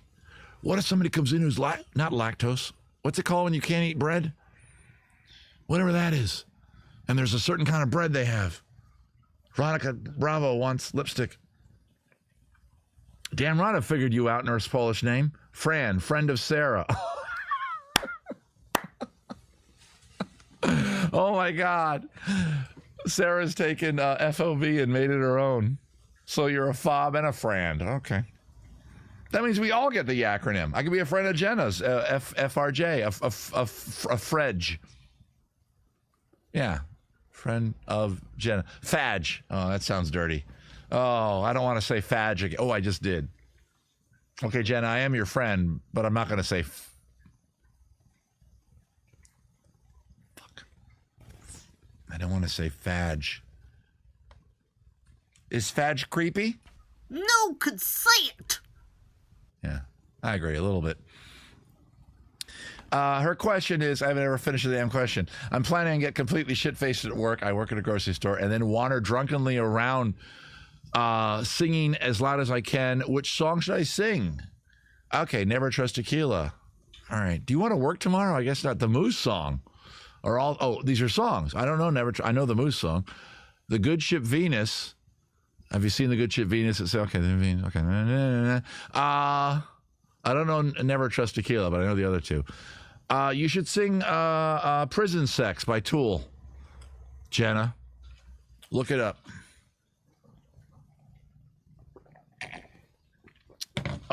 Or anything by D.D. Alec. Wait, hang on. Let me double check how I pronounce his last name. D.D. Is it Alec? Oh, what was his name? Oh, that great rock and roll guy. Oh, what's it? D.D. Oh, fuck. Is it? Oh, it's Gigi. Oh, fuck. I'm not going to look it up. Whatever. Some of you know what I'm talking about. The ultimate of rock and roll heroes who died an ultimate rock and roll hero death. Ugh. Hey guys, it is time for Shock Collar Lie Detector.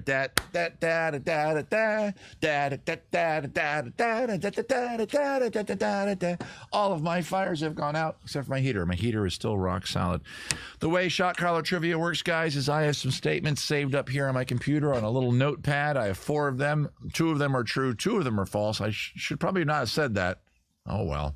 Not Dee Dee Snyder. No, Danny Mueller. It's Gigi out. I'll look it up. I'll talk about it tomorrow on Coffee with Brian, unless I forget, in which case I might. By the way, I'm seriously considering doing the Coffee with Brian's live just to make the upload process easier. The upside is I don't have to sit there for an hour watching my computer slowly upload something to YouTube. The downside is the video quality won't be as good. Just know that if you see me going live tomorrow at like 9 or 8 a.m. my time, don't panic. Don't go, I got to watch the live show. It's just me doing coffee. It's not going to be, I'm not going to do a lot of interaction with the chat or any. I won't even acknowledge the chat. I'm just going to be doing it live to make it get to you guys faster, if that makes sense. I don't know. After I just said that, I don't think I'm going to do it. Okay, so shot collar trivia, ladies and gentlemen, the way it works, or it's called shot collar lie detector, is I have some statements here and I need somebody to compete against me. The person that competes against me is completely competing against me and not the audience. Do not feel like you're letting the audience down if you don't defeat me. You've let yourself down, and I have destroyed you. And this very alcoholic beer is slowly getting to me. The way the game works, if you want to play against me, is all you have to have right now in front of you is basically two statements. One that's true, one that's false, or both that are true, or both that are false. It really doesn't matter. I'll give you a little advice on how to write both those things in your head. Make them seem plausible if they are lies, and make them something weird about your life that's true if they are true. You know, make them something that doesn't immediately come across as a lie or a truth. For example, don't make your statement, I flew to the planet Mars. Of course I didn't. No one has yet. Just robots, as far as we know. Does that make sense? I will then ask you questions about your statement, and you will answer them. Okay? I will then decide if the statement is either true or false. Okay? I'm going to go first, and you're going to ask me for a statement. I'm going to give you a statement. It's going to be either true or false. I have 4 queued up here. Some are true and some are false, like I just said. You're going to pick a number between 1 and 4. I will read that statement, and then you'll ask me questions about it. In fact, the entire audience is allowed to then ask me questions about it. Okay? I'll eventually put a poll up on the chat. You guys can decide if it's true or false. We'll see what the audience thinks. The person playing against me, you can agree with the audience or not. You get the final say in this. If the audience says, I think this is true, but you think it's false, you say it's false. You know, go with your gut. If you get it wrong, then you're wrong, I'm right, I get 1 point. It's a best of 3 game here. But if you get it right, you get a point and I get a little shock. So if it's false and you say that's false, I get a little shock. This is a little dog shot collar giver. We all know who gave me the shot collar because they put it on their name. Where is it? Where is it? I wanted to see it right then. This is a remote control. I have it set up to go beep right now. Oop, hang on. Get this near the microphone. Listen. There it is. This is vibrate. Hang on. Maybe you can hear vibrate. Oh, that. And I'm not going to do shock near the microphone because I just realized maybe that might ruin my microphone. Okay. So.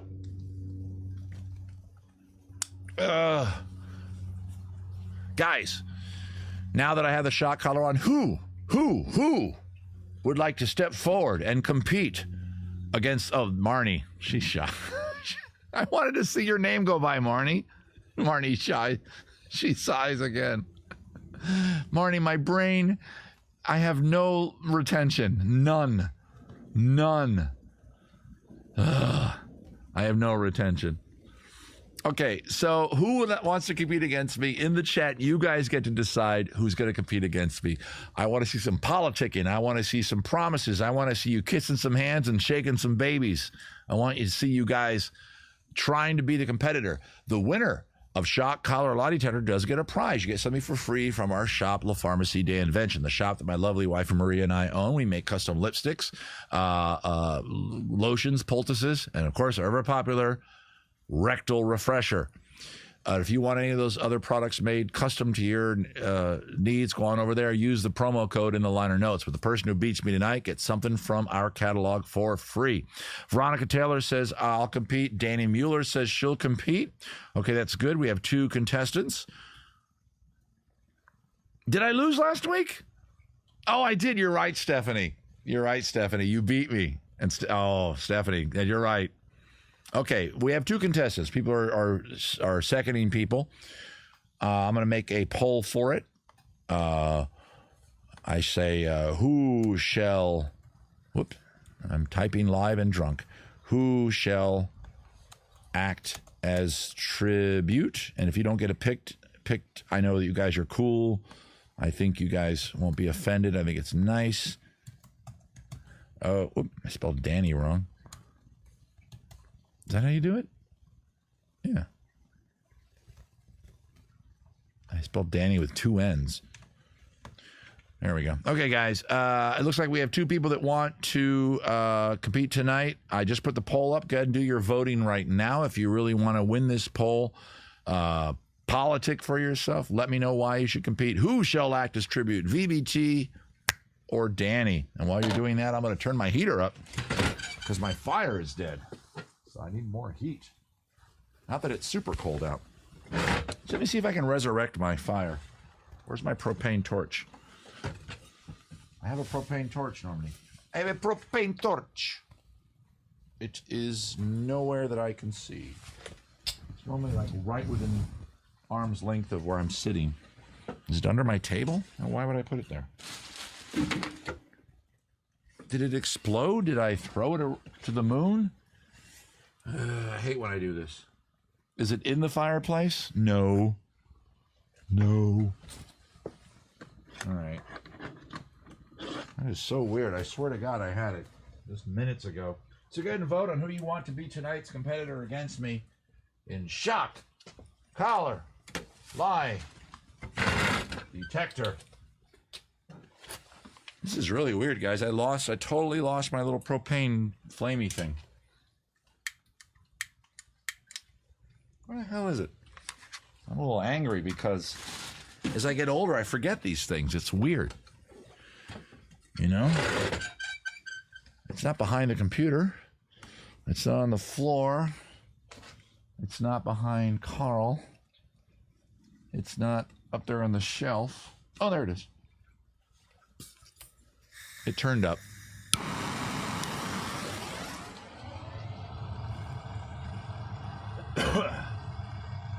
Hope you're voting. If you just joined us, this is Bad Advice with Brian, and I'm trying to restart my fire a bit. Not that cold out. I don't really need it, but I like it for the charm.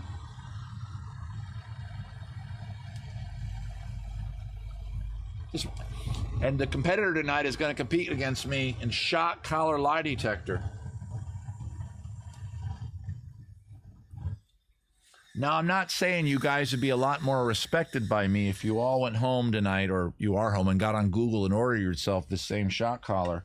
We can't ask Marnie to give one to everybody. I'm just saying, one of these days, I'm going to have an honest competition. All right. It looks like VBT is winning 77-23. I think that's good enough. I think VBT is our competitor tonight. Ladies and gentlemen, give it up as she comes to the dais. I'm going to put this in there. I'm going to get my fire going again. Get over there.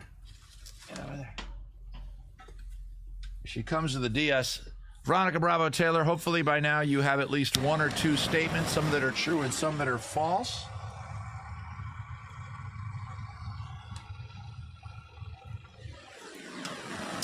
And we're going to play the game. Okay, Veronica Bravo Taylor, I have 4 statements. I kind of already gave away what their ratio was. Hope that didn't screw things up. Let me cue them up there. Okay, there they are. Veronica Bravo Taylor, welcome. Shake hands. Let's have an honest and fair competition. I will now kick your ass. Veronica, as soon as I can find my spindle that the gnome stole. You won't need that. You have multiple statements. Okay. Veronica, I go first because that way I could get shot twice. I have 4 statements. Please pick a number between 1 and 4. Ladies and gentlemen, don't muck up the chat until this part of each round is over, so that I know that Veronica is with us. Veronica shakes hands with me. Thank you, Veronica.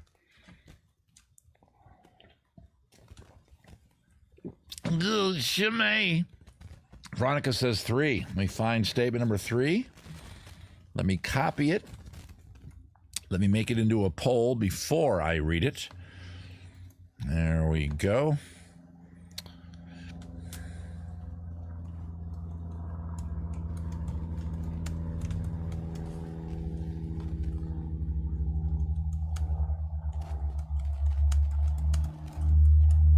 Okay, the statement is as follows.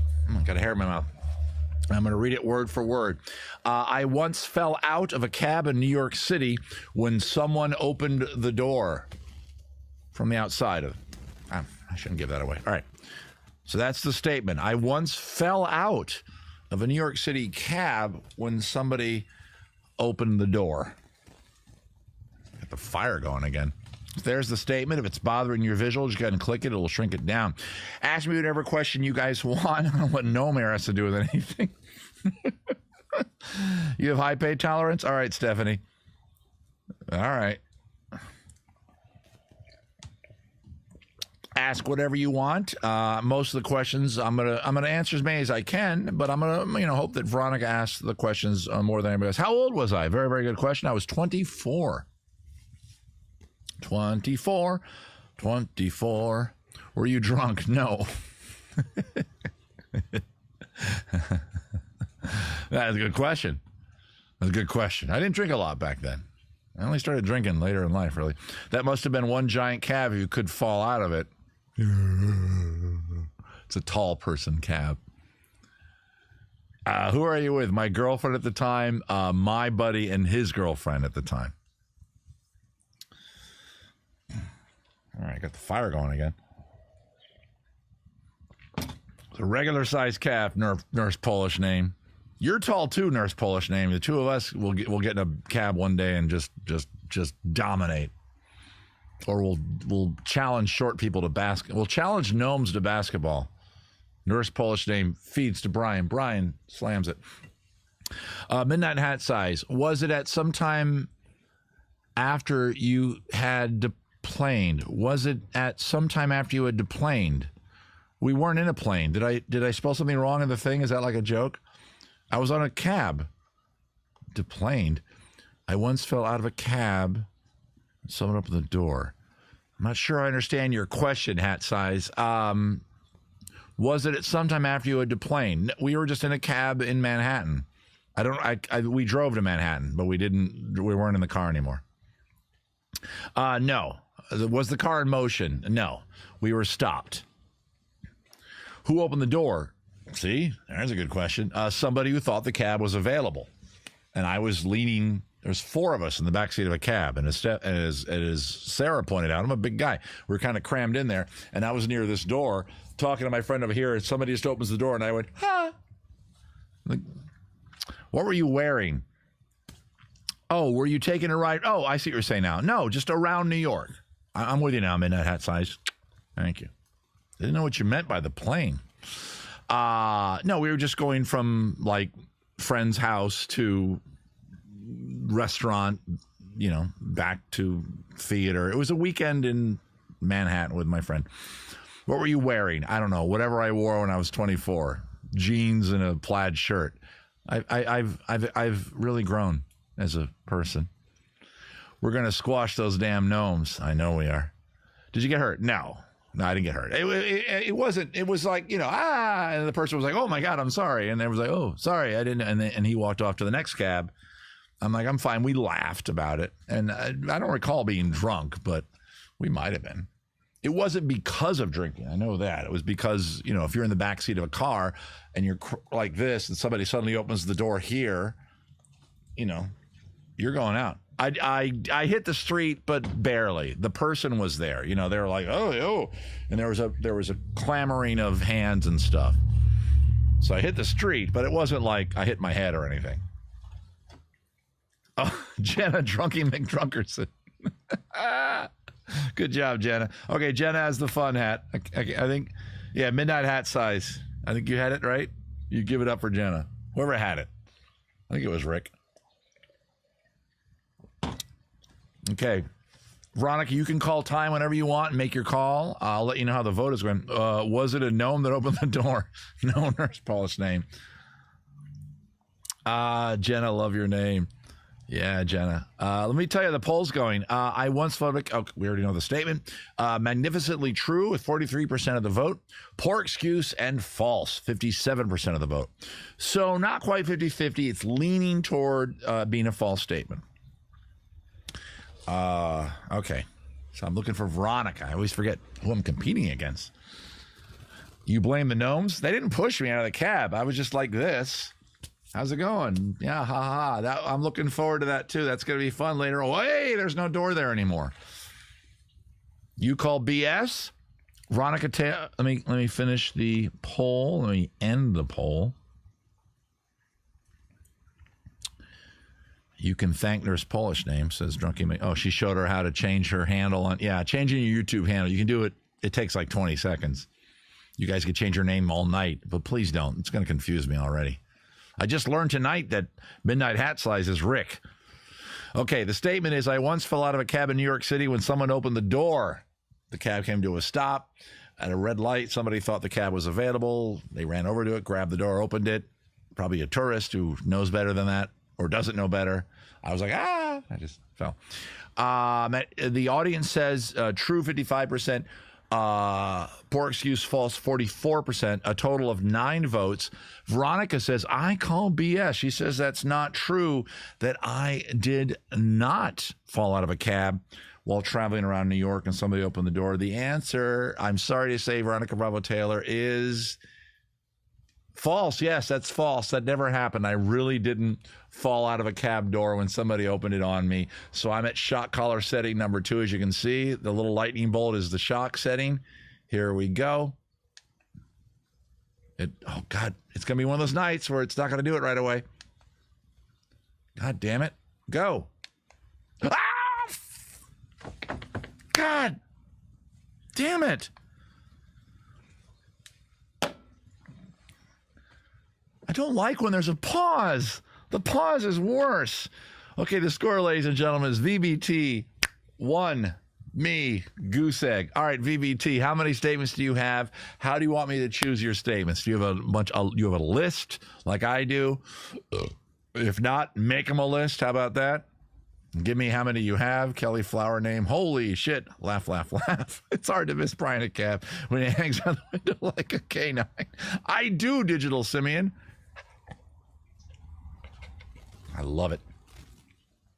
You love I hate the pause. The pause is the worst part. The pause is worse than the shock. Why is it doing that? There's 2 channels on this thing. Channel 2, Channel 1. Channel 2, Channel 1. All right, maybe that's something to do with it.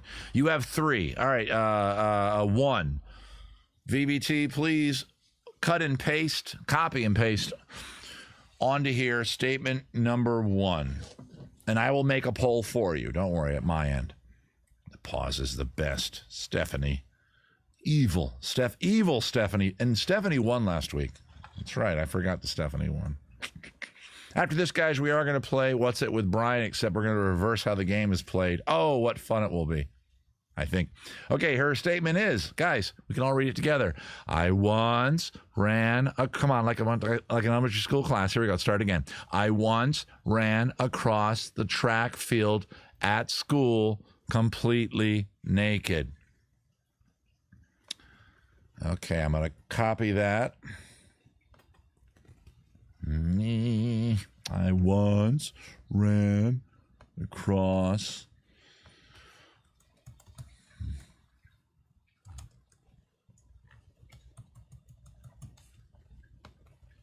I gotta find different ways of typing this every time to make it fun for you guys. Okay, there's the poll. Okay, this is totally true, VBT. All right, calm down, Dan. Holy shit, I got there fast. New guitar effects pedal. There's the statement. I'll tell you guys about my guitar effects pedal. Midnight Hat Size. You're a musician. You appreciate it. I got a new GT1 from Roland. My wife works for Roland, as you know, and maybe you don't, but she does. Got a little deal. Okay, so she's saying you ran across when you were naked. Let's get the context of this. Veronica, you can all ask questions, but Veronica, please acknowledge my questions with a little more levity. Levity? A little gravity, a little more gravity to mine. Was it like a dare thing? Was it like a dare thing? You and your friends, I dare you to run. Was it a thing like that? Did you say high school? Wait, hang on. At school, I should have asked, well, I'm assuming high school. No. Wait. Were you new digital. Dare, no. Was it high school, Veronica? Was it high school? It wasn't a dare. Why the hell are you doing it? What time of day and night? Good question, Dan. Good question. I like Dan's question. I'm reaching into the cooler for another brewski. I'm going to avoid the next Chimay because we'll save those for Wednesday night because we'll go back to the mediocre red IPA about high school. No. Holy shit. College? Please don't say junior high school. We're getting into a weird area that a conversation we shouldn't be having, Veronica. Night. Okay, Veronica, what school? What age were you? How old were you? There we go. What did Sarah say? Reason to run naked is probably just regular Tuesday for her. College, no. Well, just tell us, Veronica. How old were you? How old were you? I don't care about the school anymore. Let's just get your age. NFL field? Yeah, regulation. Dan and I are the same. We're like NFL nerds. Did you watch that Chargers and Raiders game yesterday? Holy shit. I know my audience isn't really big into football, but I'll tell you a story after this, maybe. There was shenanigans. Veronica, how old were you? So you were high school age, but it wasn't your, college, high school, no. Well, I don't care where it was. You ran across a field, I think is what I'm getting at, but it wasn't a dare. Were you alone? Did anyone witness this that I can call right now and confirm it with? That's lying. NFL, no. It wasn't the Raiders Stadium. Oh, man, the moon. It was there. Now it's there. It's almost like it's going around us. It's going around us. The pole. No, I wasn't alone. And yet it wasn't a dare. Okay, we got to get the reason why. Why? We're allowed to ask that. This isn't yes, no. This isn't what's it with Brian. I can just say, yeah, why? Why? Why? Yeah, why did you do it, Veronica? You said it wasn't a dare. It had to be like a, yeah, exactly, Dan. Did people run with you? Right. Let's see what she says. She's already up 1-0. So if she gets this one right, why not? You motherfucker.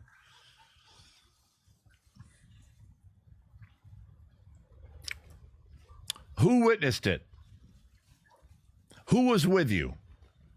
Not their name, their relationship to you. Friend, boyfriend, girlfriend, cousin, uncle, parents. This beer looks good going in, but it doesn't taste great going down. So, East Brothers Beer Company, I'm going to give you a solid... Not the only runner, my boyfriend. How many runners were there, Veronica? How many runners were there? Actually, I think I know the better question. I'll ask it even though... What did your mom say? No shrooms. Were you being chased by gnomes? Mom never knew. Well, she watches the show. Veronica, was it like the Naked Mile, from American Pie? Was it, just the two of you? Oh. You and the boyfriend ran naked. Okay. But it wasn't a dare. It was just something weird. Okay. Were you drunk? Were you drunk? I don't know why I'm asking that. That's kind of a silly question. You don't answer that one, Veronica, because that doesn't really help, right?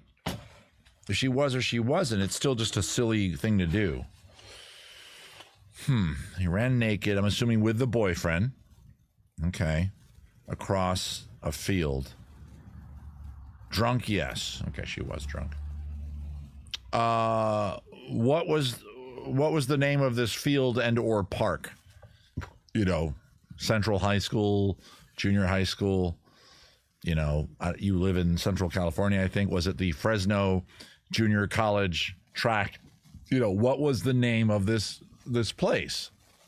Was it Bates Junior High, where I went to junior high school in Annapolis, Maryland? No, it wasn't that. But what was it? Oh, right. That's true. Good answer, Dan. Well, I don't know that. At 16 or 17, my best friend in high school spent half his time drunk, and he was 17. Find your clothes again. Ooh, somebody steals your clothes. You got to be careful. It was Ellis Elementary. That was pretty quick. All right, guys, let's see what you guys are saying. It looks like the general consensus is I once ran across the track field at school. The way you phrased it was weird because you said the track field at school, which implies your school, Veronica. But then we're finding out that's the track field of a school. Now, that's just grammatically unusual way of writing it. See, my way of... I'm at a disadvantage playing this game, as you guys know by now, because I have to interpret the way somebody types as opposed to the way they talk. You get to hear me actually respond. Look at my inflection, my eyebrows, my look down the eyes of my soul. I just got to go with Veronica and her comments here. Yeah, exactly, Dan. I want to believe, too. I don't like the way she phrased it, though. If it really was at a track, she said the track and field. Then when we pressed her, I think she got nervous and she backed off that a bit. And then she just she picked Ellis Elementary because it's an elementary school near where she grew up. You type exactly the way I talk? Okay. Okay, Veronica. Audience says yes. I'm going to say yes as well. I'm going to end the poll. Veronica, I say that is true. You and your boyfriend, you ran across the field naked. What couple? I've done shit like that. It wasn't with a girlfriend, but I've done naked stuff from time to time. You know, you just do it when you're at that age. It could be overanalyzing. The naked is out there. That's not the X-Files theme. So VBT, I say it's true, and so does the audience by a round of 66% to 33. Yes, it's true. That's one for me.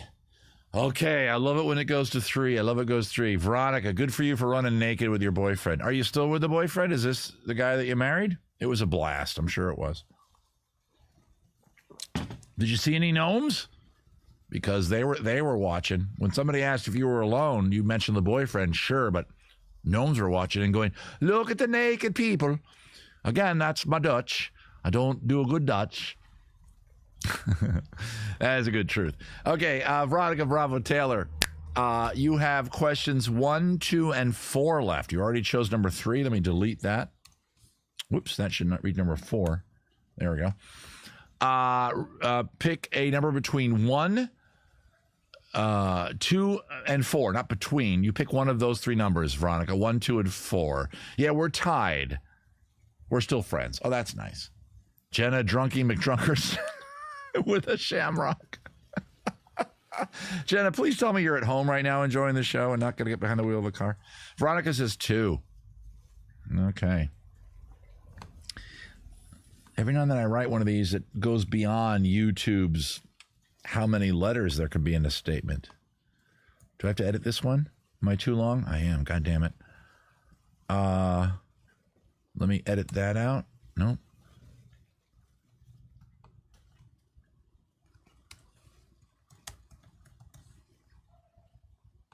I don't need those two. Oh.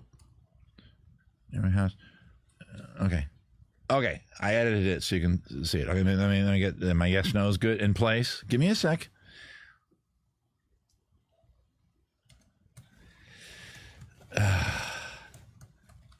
If I had a producer, they'd do that. I can't even spell tonight. I am so drunk off Chimay.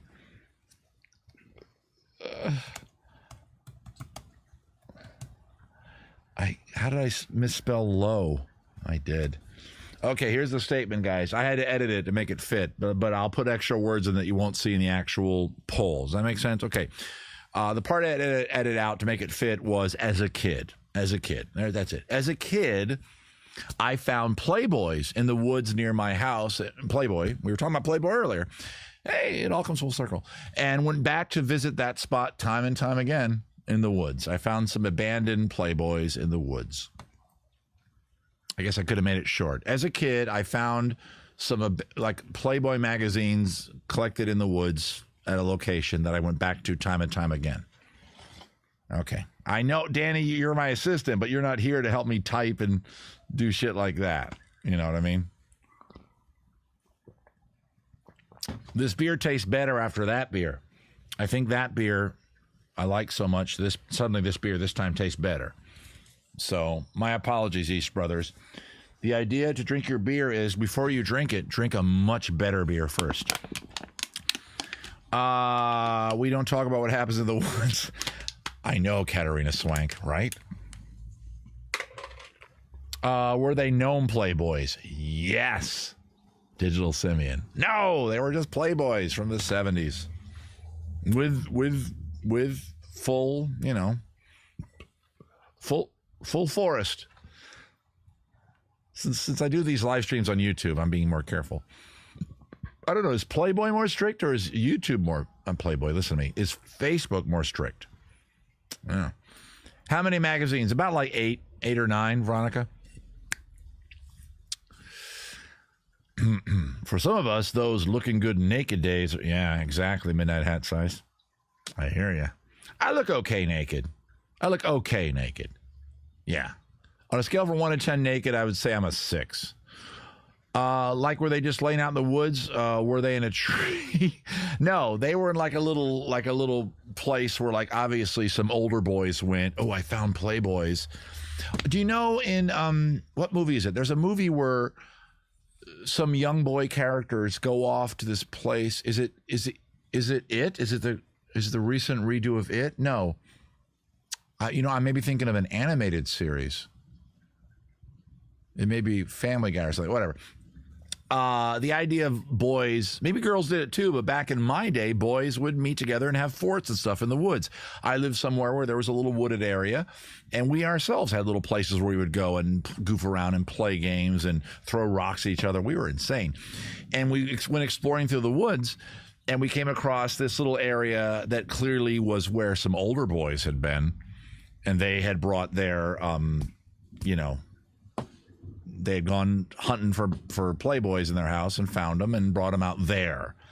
It could have been a grown man that did it, but why would a grown man be so secretive about having a Playboy? You just have the goddamn Playboy. So we assumed it was like teenage boys because we were like probably 9 or 10 at the time, me and my friends that found it. Does that make sense? Okay. How many mags? About 7. Yeah. So they were like in a little area, like, this is the place. Guys, we're going to meet at the place. Okay, I'll see you there. And then, or maybe just 2 kids that knew that they were there. They kept their Playboys there. It was that kind of vibe. Were they moist? Yes, Digital Simeon. They were moist because they were outside, and sometimes in Maryland it would rain. We're dealing with kids here. We're dealing with probably 14-year-old boys that hit them there, I'm assuming.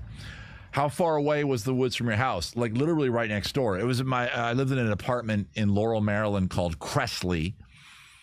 And I've told you guys about before. I've told you stories about living there on other streams, on other, I think, Coffees with Brian, actually. And right next door, there was a wooded area that we loved. We played in. Oh, I miss it. I miss it to this day. And whenever I don't drive by there much at all anymore. I live in California, but the past couple times I've been in Maryland for various events and family things, if I ever go by there, it's sad because what used to be all forest and wild is now condos and apartments. So it's all gone. Yeah, Stand By Me. Exactly, Katarina Swank. Oh, that's where they had the place. Thank you, Katarina. So the woods were like right next door, VBT. It's like apartment development, maybe 10 meters of grass, and then the woods would start. It was just, and then the street that we lived on had like a sudden abrupt end, they piled up dirt. Obviously, the plan was to continue going and building more of the where we lived. We didn't know that at the time. So, ew, yeah. Were they eventually stuck together? No. I'm learning so much about male behavior. Well, when we found Playboys, I didn't do this. This story, Sarah, was me as a little kid finding Playboys out in the wild. And is it true? How old were you when you found them? I was elementary school. So, Veronica, that made me 9 or 10. Yeah, I know. The word moist. Oh, is that what you meant by ooh? Oh, Dan, you're one of those? I'm sorry, Dan. I'm sorry that the word moist bothers you, Dan. I'm really bothered. I hope you're okay with the word moist. What else was nearby the magazines? There was evidence clearly of a fire that they had tried to light. They had brought like chunks of wood of fallen trees over to sit around. It was clearly like a hangout for teenage boys. Like there were soda cans and stuff. And look, I got Playboys from my dad's closet, you know, that kind of thing. They weren't in a tree, Danny Mueller. They're just on the ground. They just left them on the ground. Moist. Oh, no. Oh, let's all be nice to Dan. I'm sorry, Dan. Oh, Dan, I feel bad. Veronica Taylor says tidal wave. I don't know what that's all about. All right, can we bring back the secret tree houses of the woods? All right, they were fun. I never had a tree house, but we did have a secret place we would go, and we had our thing. The place where me and my friends would go, we didn't have the Playboys. We found these at another one. Did you leave them or did you take one or two? I left them. I don't know if my friends did. I was too scared to bring one back in the house. Remember, my parents were divorced, and I was at the time living with my mom, with my brother.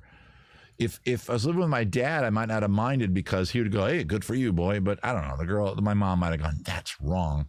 I'm totally there, Sarah. There's an extra A, makes me giggle since the mom thought it would be too hard for me to learn to spell, so I got to love the interest in Ichabod Crane. Ooh, cool. Secret tree house with a hot tub. There we go, Marnie. Secret tree house, hot tub, Playboys hidden somewhere. Okay, Veronica, please tell me you're ready to make a vote here on this. We're really tight on time. I want to keep the show a little tight tonight because coming up next after me, guys, is Chris and Lynn and the Foxgloves with their exclusive casual acoustic set. I believe it's on Patreon. Somebody correct me in the chat. If it's a Patreon-only show, hang out here. Well, I guess you got to go to Patreon to get the link, right? Okay, never mind. But still, keep yourself logged into YouTube. There you go. You can copy the link and bring it over here. Veronica says she's ready. Well, then just say it. I think it's true. Let me see what the Peanut Gallery says. I found Playboys in the wood near my house and went back to visit the spot time and time again. Exquisitely true. And some of you say lowbrow false. Exquisitely true has 58%. Lowbrow false has 42%. It's on Patreon. Thank you, Katerina. Oh, hang on, not Katerina. Yeah, Katrina Swang. Okay, guys, so the statement is, if you came in late, as a boy playing around the woods with my friends, we came across a little enclosure, a little clearly fort, little camp area that some older boys had set up, and they had hidden some Playboys. And I went back there to, look at the Playboys from time to time, like every red-blooded American little boy would do. Is that true or false? Most of you say that it is true. Minority says it's false. That doesn't matter. Veronica says it's true. And the answer is, did I find a place in the woods that had Playboys and go back to check the Playboys out every now and then before I shock myself? The answer is true. Goddamn right I did. Yes. There was this wonderful forested area near the apartments where I lived. Oh, I had so much, all my fond memories of a kid, of being Huck Finn and just exploring where's in those woods. They were great. And that wasn't the best part. There was all kinds of other fun adventures we had there, and they might show up on later shows and Coffees with Brian that'll do here for you guys here on Patreon. A lot of bad choices. We had rock fights. We'd have two teams. Okay, you five go over there. We'll go over here. And we throw rocks, not dirt clods, not sticks, but rocks. And we found these lids to these barrels. I don't know why they were there. Toxic waste, I don't know. And we use those for shields, and we throw rocks. And eventually somebody get hit in the head, and then they'd go crying back to their mother, and we'd go, oh, shit. And when they go crying back to their mom, we'd pause for 5 minutes and then go back to throwing rocks. We were insane. But every now and then, you found Playboys. Anyway, so the answer is yes, that's 100% true.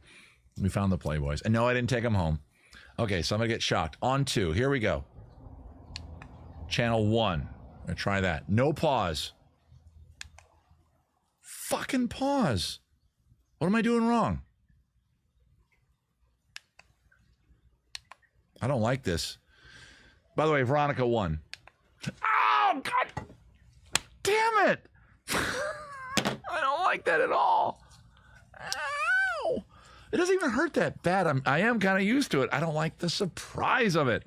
It's like when somebody's coming up to you after they've walked across like shag carpeting, and they're walking and they got, I hit the wrong button there. And they're getting ready to shock you. Like, well, I'm going to shock you off the shag carpet.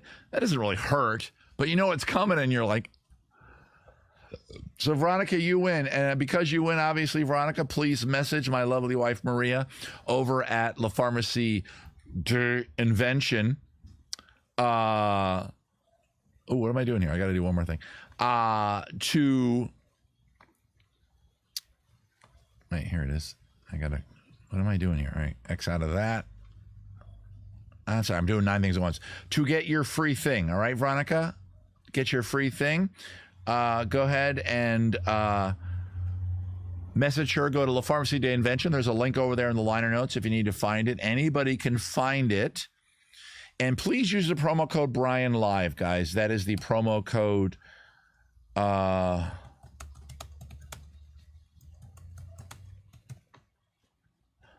for you guys here on Patreon to get a discount. But Veronica Bravo Taylor, well done. She won.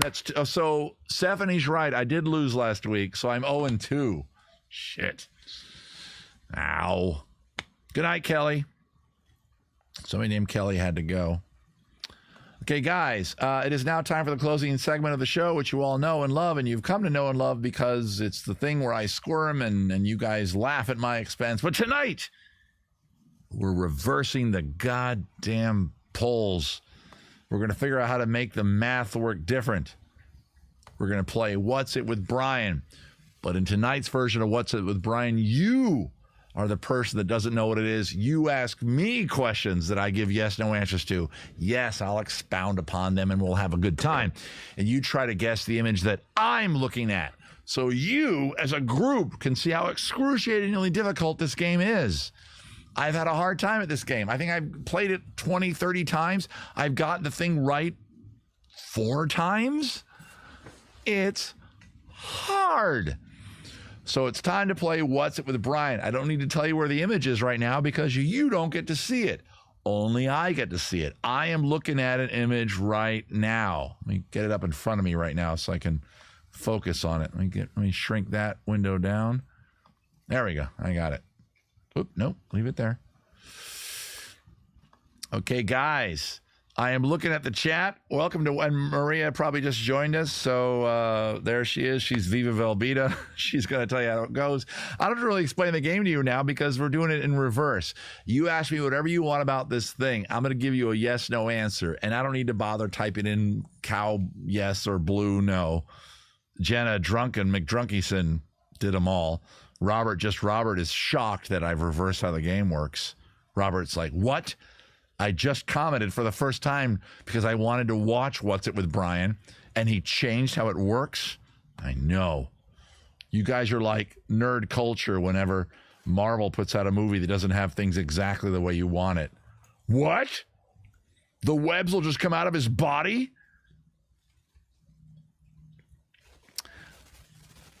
Are we done saying hi to Maria? We're going to watch Kristen's Patreon tonight, Nurse Polish name. We are. I have a request in. She's going to do The Who's Blue, Red, and Gray, right? I believe, right? Yeah. I'll wait for Maria to finish her star turn. She's not even on camera yet. She's the most famous person. Hi, Maria.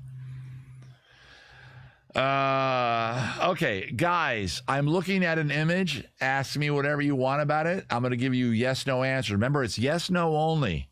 And I'm going to try not to cheat. And that's why I invited Maria in to watch this part of the show. She was having fun in her life. She was drinking wine, watching a show probably produced somewhere in Europe about vampires and detectives, thinking that her weird husband's out back doing dumb stuff to make a little money for a living. Oh, yours too? Oh, wow. A lot of requests tonight. Oh, cool. Cool. Tonight is request night. That's why she's not on my show, because she... Okay, is it an animal? No. No. No, it's not. Tracy S. Graybutt, is it a craft project? No, it is not. Yes, I know how the game works, Veronica. Why are you... Is it wearing slippers or shoes? You shut the hell right up, Marnie. I can't tell. Is Rick and Michelle? Yes, they're here, Maria. They're midnight hat size. I've already thanked them. You're watching a cooking show. All right. Is it a mineral? No. Yeah, you're making fun of me now. Does it have paws or feet?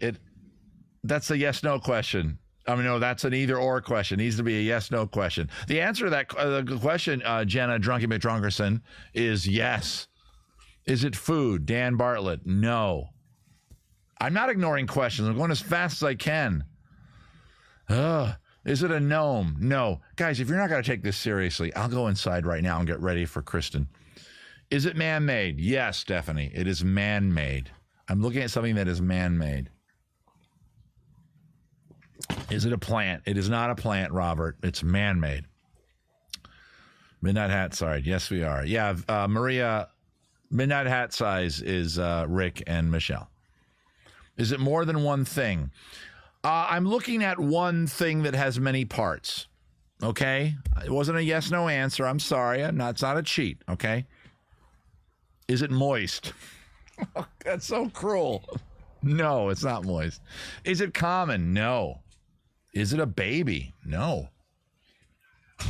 Is it a household appliance? No. Do you wear it? No. Is it art? I'm going to say yes. Where's the thing for this? I don't know. I'm going to say yes, it's art. That might feed back, baby. It's art? Yeah, I'm going to say yes. It's art, yeah. Is it animal? Again, either or, Robert. It's a yes/no thing. Is it in my house? I doubt it. No. Guys, I'm going to be a little nebulous with the yes/nos because a part of the fun of the show is me talking. So I'll give you more information, but I won't go too far. Can you find it in a room in your house? No. No. Is it a one of a kind? No. It's rare. See, I just added a little extra stuff, but I didn't give it away. Is it cheese? No. Oh, my dog's out here and there is this cop going by. So hang on, we might hear Lucy sing. Is it music? No. Is it sculpture? Sort of. Sort of. Is it music? No, honey. Is it a gnome? No. Is it iconic? Yeah, ironic. Yeah, Veronica's. You're all trying to emulate the way I play the game now, and I appreciate the humor, and thank you. In a way, Veronica, it is. It is, yes. It is iconic in a way. Is it electric powered? No. Does it have moving parts? Yes. And by moving parts, I mean it does move in parts. I'm not sure if that's the right answer, but I gave you more information, Sarah. So there you go. How about that? It is movable. Okay, I just gave you more shit than you asked for.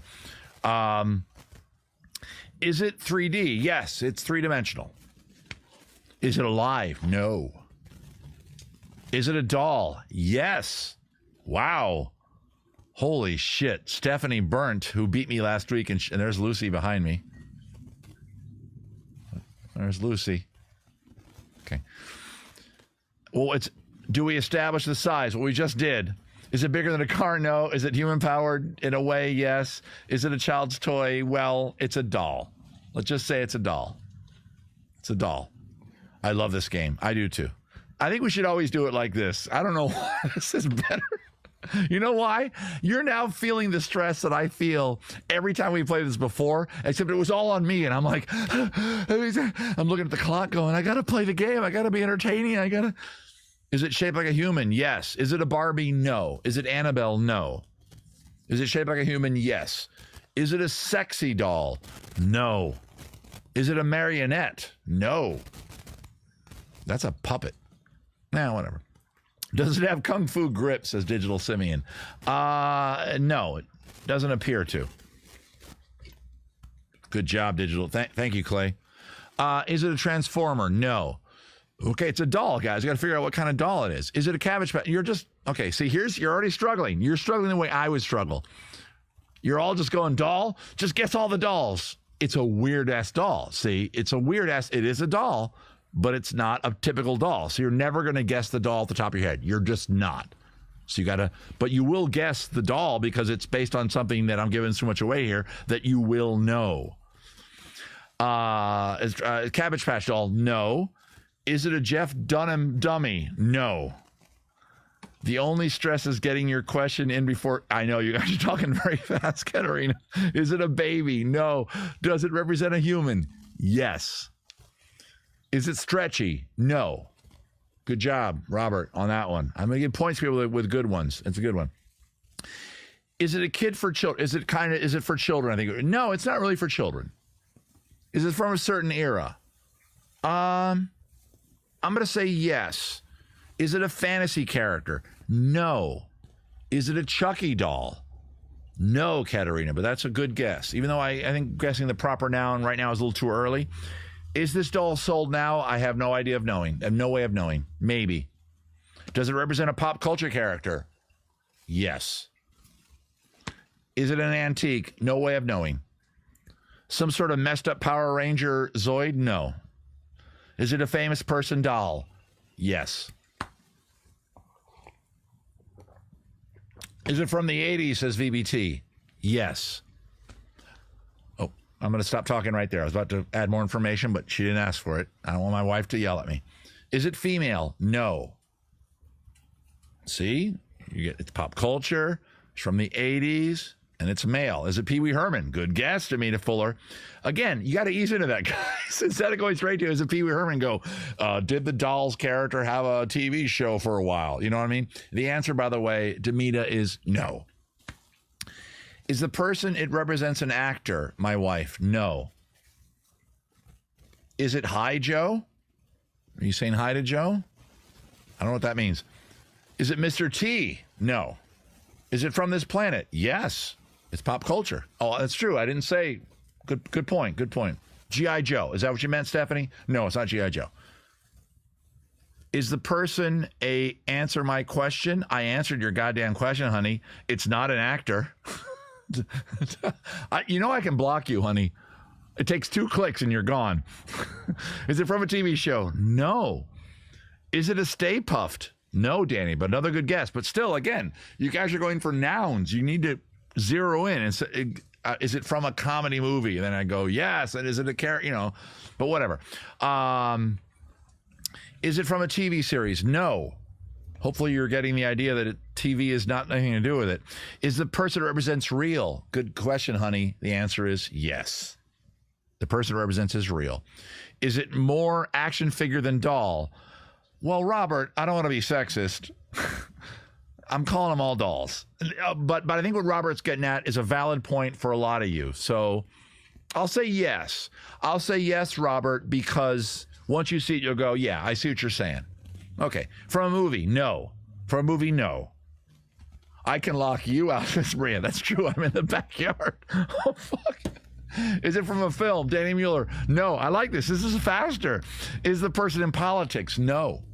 Human male 80s iconic doll represents real person. Yes, Veronica. Again, our historian guys, look at that. Give it up for Veronica. She's summing up. She's summing up. Is from a movie? Again, no. Katerina's just laughing her ass off. Go, Maria. Is it a musician? Yes. Is it evil, Robert? I don't see a goatee on it, so no, it's not evil. I like your question, though, Robert. Terminator. No, it's not the Terminator. It's not. I said yes to musician, guys. Does he enjoy Happy Days? Is it, what, Fonzie? I don't know. No. Does it represent a band? Yes, Veronica Bravo Taylor. Vanilla Ice, just going for it. Name every band in the 80s. Is that what we're going to do now? Come on, guys. Vanilla Ice, no. Does this musician play the guitar? Yes. Is it a Kiss doll? Good guess. Good guess. No. Veronica's guess is pretty damn good. Kiss doll. Is it Gem? As Gem and the... No. Is it a singer? Yes. And then Jenna Drunky just shows pirate flags. Is he a musician from the 80s? Yes. Is he a lead singer? Yes. Is he also named a Finn White Duke? See, that's how you play the game, guys. You come in from the edges. You don't just say, is it David Bowie? You ease into it. The answer, by the way, is no. It's not David Bowie. But Wednesday night show, we're going to do a lot of David Bowie songs. Is it a rocker band? Yeah, rock band. Oh, Gem is female. What did I say? Do you like his music? Yes. I'll give you a little hint. I've played his music on Beer and Songs. Is it an American band? Yes, Robert. Good job, Robert. Keep going down that rabbit hole. Seriously, Robert, dig on that. Was he born in the U.S.? As far as I know. I'm not on his Wikipedia page. Born. Is he dead? No. No. Good question, baby. Yeah. Eliminate the dead people from the living people. Still walks the earth.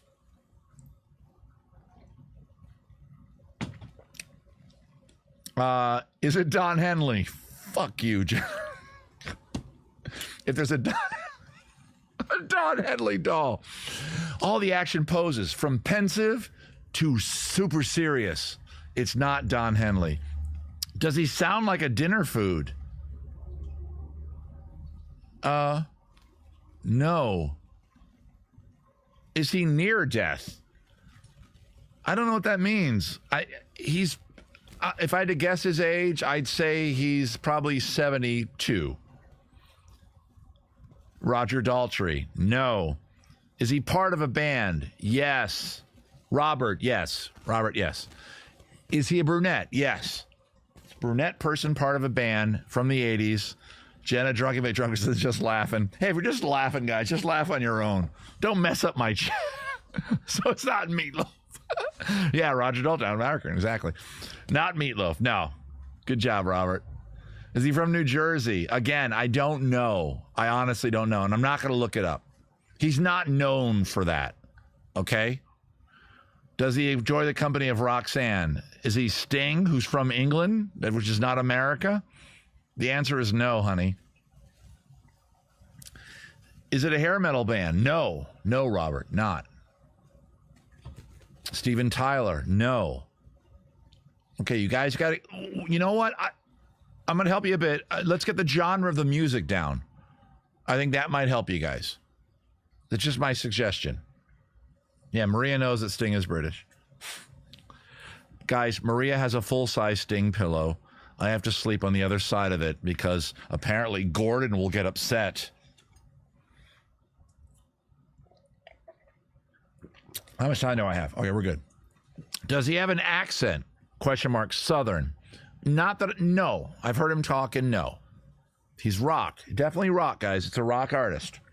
It's an American rock artist with brown hair. Part of a band. It is rock and roll, Robert.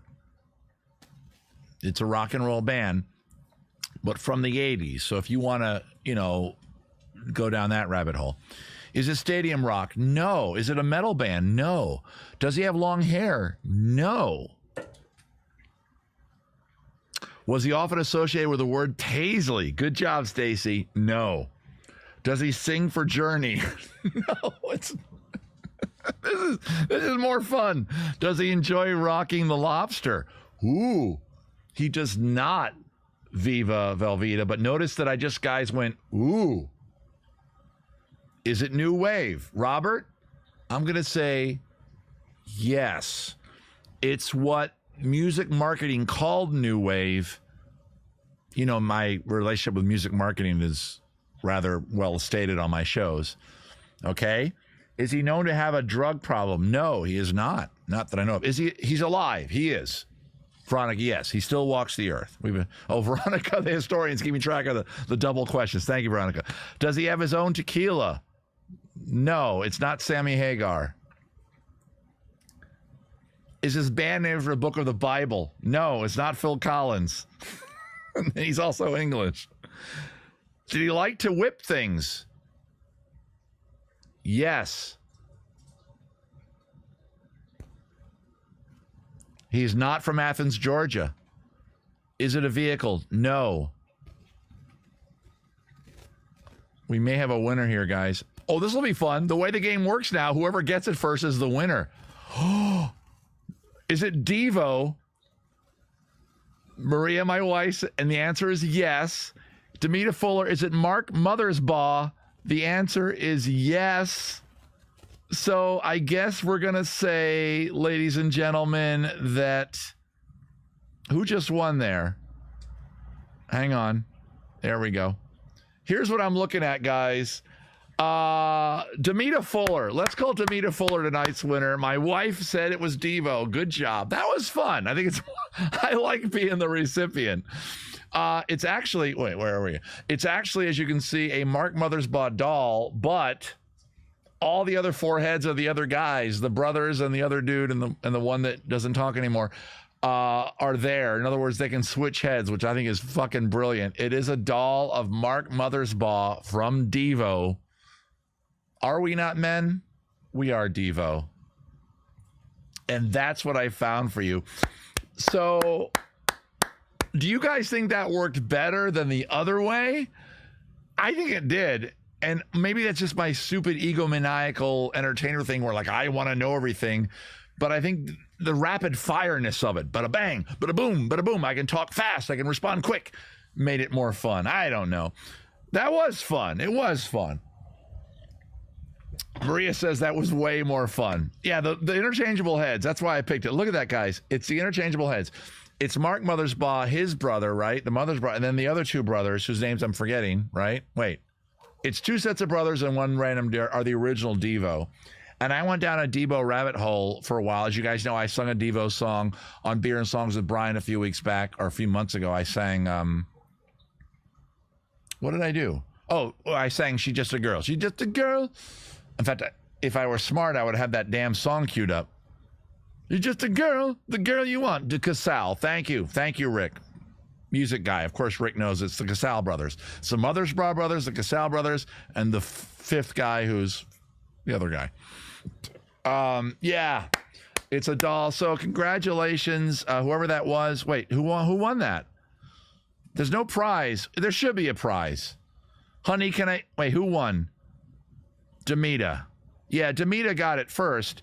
Okay, Maria, here in the chat, I'm putting you on the spot. You know what? Fuck it. I'll pay for it. Demita, you also won something from the Pharmacie Day Invention. Eventually, I'll give out little prizes for the show. Once it say beer and bad advice or something. But Demita, you also go over to La Pharmacie. I lost twice tonight. I'm sorry, honey. I'm going to sleep in the backyard. I cost our company some money. But these are our Patreons. They're nice people. So Demita won and Veronica won. Demita, you and Veronica both going over to La Pharmacie Day Invention. Go ahead and click on the website for it in the liner notes. It'll take you to our website. Hang on, I'm trying to get my screen back in order. Please contact seller. There's a little click for contact owner. When you do, you go, hi, I'm Demita. Hi, I'm Veronica. You know me. I won the thing the other night. And I'd like to get deodorant, lotion, toothpaste, gargle, taint polish, testicle warmer, a vaginal scrub, urethra plumber. We're experimenting. You have to sign a waiver before you get that product. And anything you want for free. The rest of you guys, whatever you want over there, use the promo code Brian Live, get your discount. Thank you all so much. Hope you had a fun time tonight. This was a lot of fun of the show. I think switching that game around this way is better. It's faster. I struggled with it. You guys saw where it gets kind of hard to ask questions, but you guys did a very good job. So congratulations, you got it. You all got it. Thank you for your continued support as a patron of mine. I will continue to do these shows, as you know. Tomorrow, Tuesday, is Coffee with Brian these days, as you know. And then Wednesday, we'll do Wednesday is Beer and Songs. Don't forget, there's a link over at Patreon right now for Wednesday's Beer and Songs. And yeah, we are going to do some Thin White Duke songs. So if you want to hear some David Bowie songs, we'll try to get 4 David Bowie songs into the show. I don't want to overdo it with just David Bowie songs. Of course, his birthday was last week or this week. So I'm deep into David Bowie because I queue up my little music app on my phone and I just go David Bowie app and a channel. I listen to David Bowie songs. So go ahead and request whatever song you want. Thank you all for your continued support. Tell your friends, please, about the page over here, Patreon, supporting people. Thank you for your support. Your continued support is awesome. Your support helps me and people like Kristen, who's coming up in exactly 35 minutes, continue to be talented entertainers that give love and joy and entertainment to the world around them. And without you guys, we're stuck with whatever Clear Channel or the networks or goddamn Disney Channel want to shove down our face holes. And those things are fine, but if you ever want to have a person really talk to you, to engage with you, to make entertainment happen, you're going to pretty much have to go these days to YouTube, to Patreon, to find somebody like me or Kristen or any of the very talented people here. Please search around Patreon while you're here watching, while you're probably on a YouTube page right now. But before Kristen gets going, take a little time. You got like 30 minutes. Check out other artists, jugglers, magicians, talented painters, talented songwriters. Find one that you like and contribute $5 a month. The price of a cup of coffee to those artists, it's not going to kill you. I'm a contributor to 2 or 3 other artists on Patreon. Kristen, I contribute. I'm a top tier Kristen supporter. That's right. I get all the special private shit. I will see you guys, our air conditioner. Honey, we should work on that. I will see you guys. If you are a supporter of Kristen's, her show tonight is here on Patreon. You do have time to go over to her Patreon and become a supporter to get the link like you did for this show. So if you're not a Kristen supporter, she did not ask me to say this. You're already on Patreon. Just search Kristen Lynn and the Foxgloves, KRISTENLYNN and the Foxgloves, FOXGLOVES. By the time you get that far on the typing, it'll show up. Go ahead and click pledge $5 a month. You can always cancel your pledge. You can always go, I don't like it, and go no, as a lot of you have done for my show. Well, if you're here, you haven't. That doesn't make sense.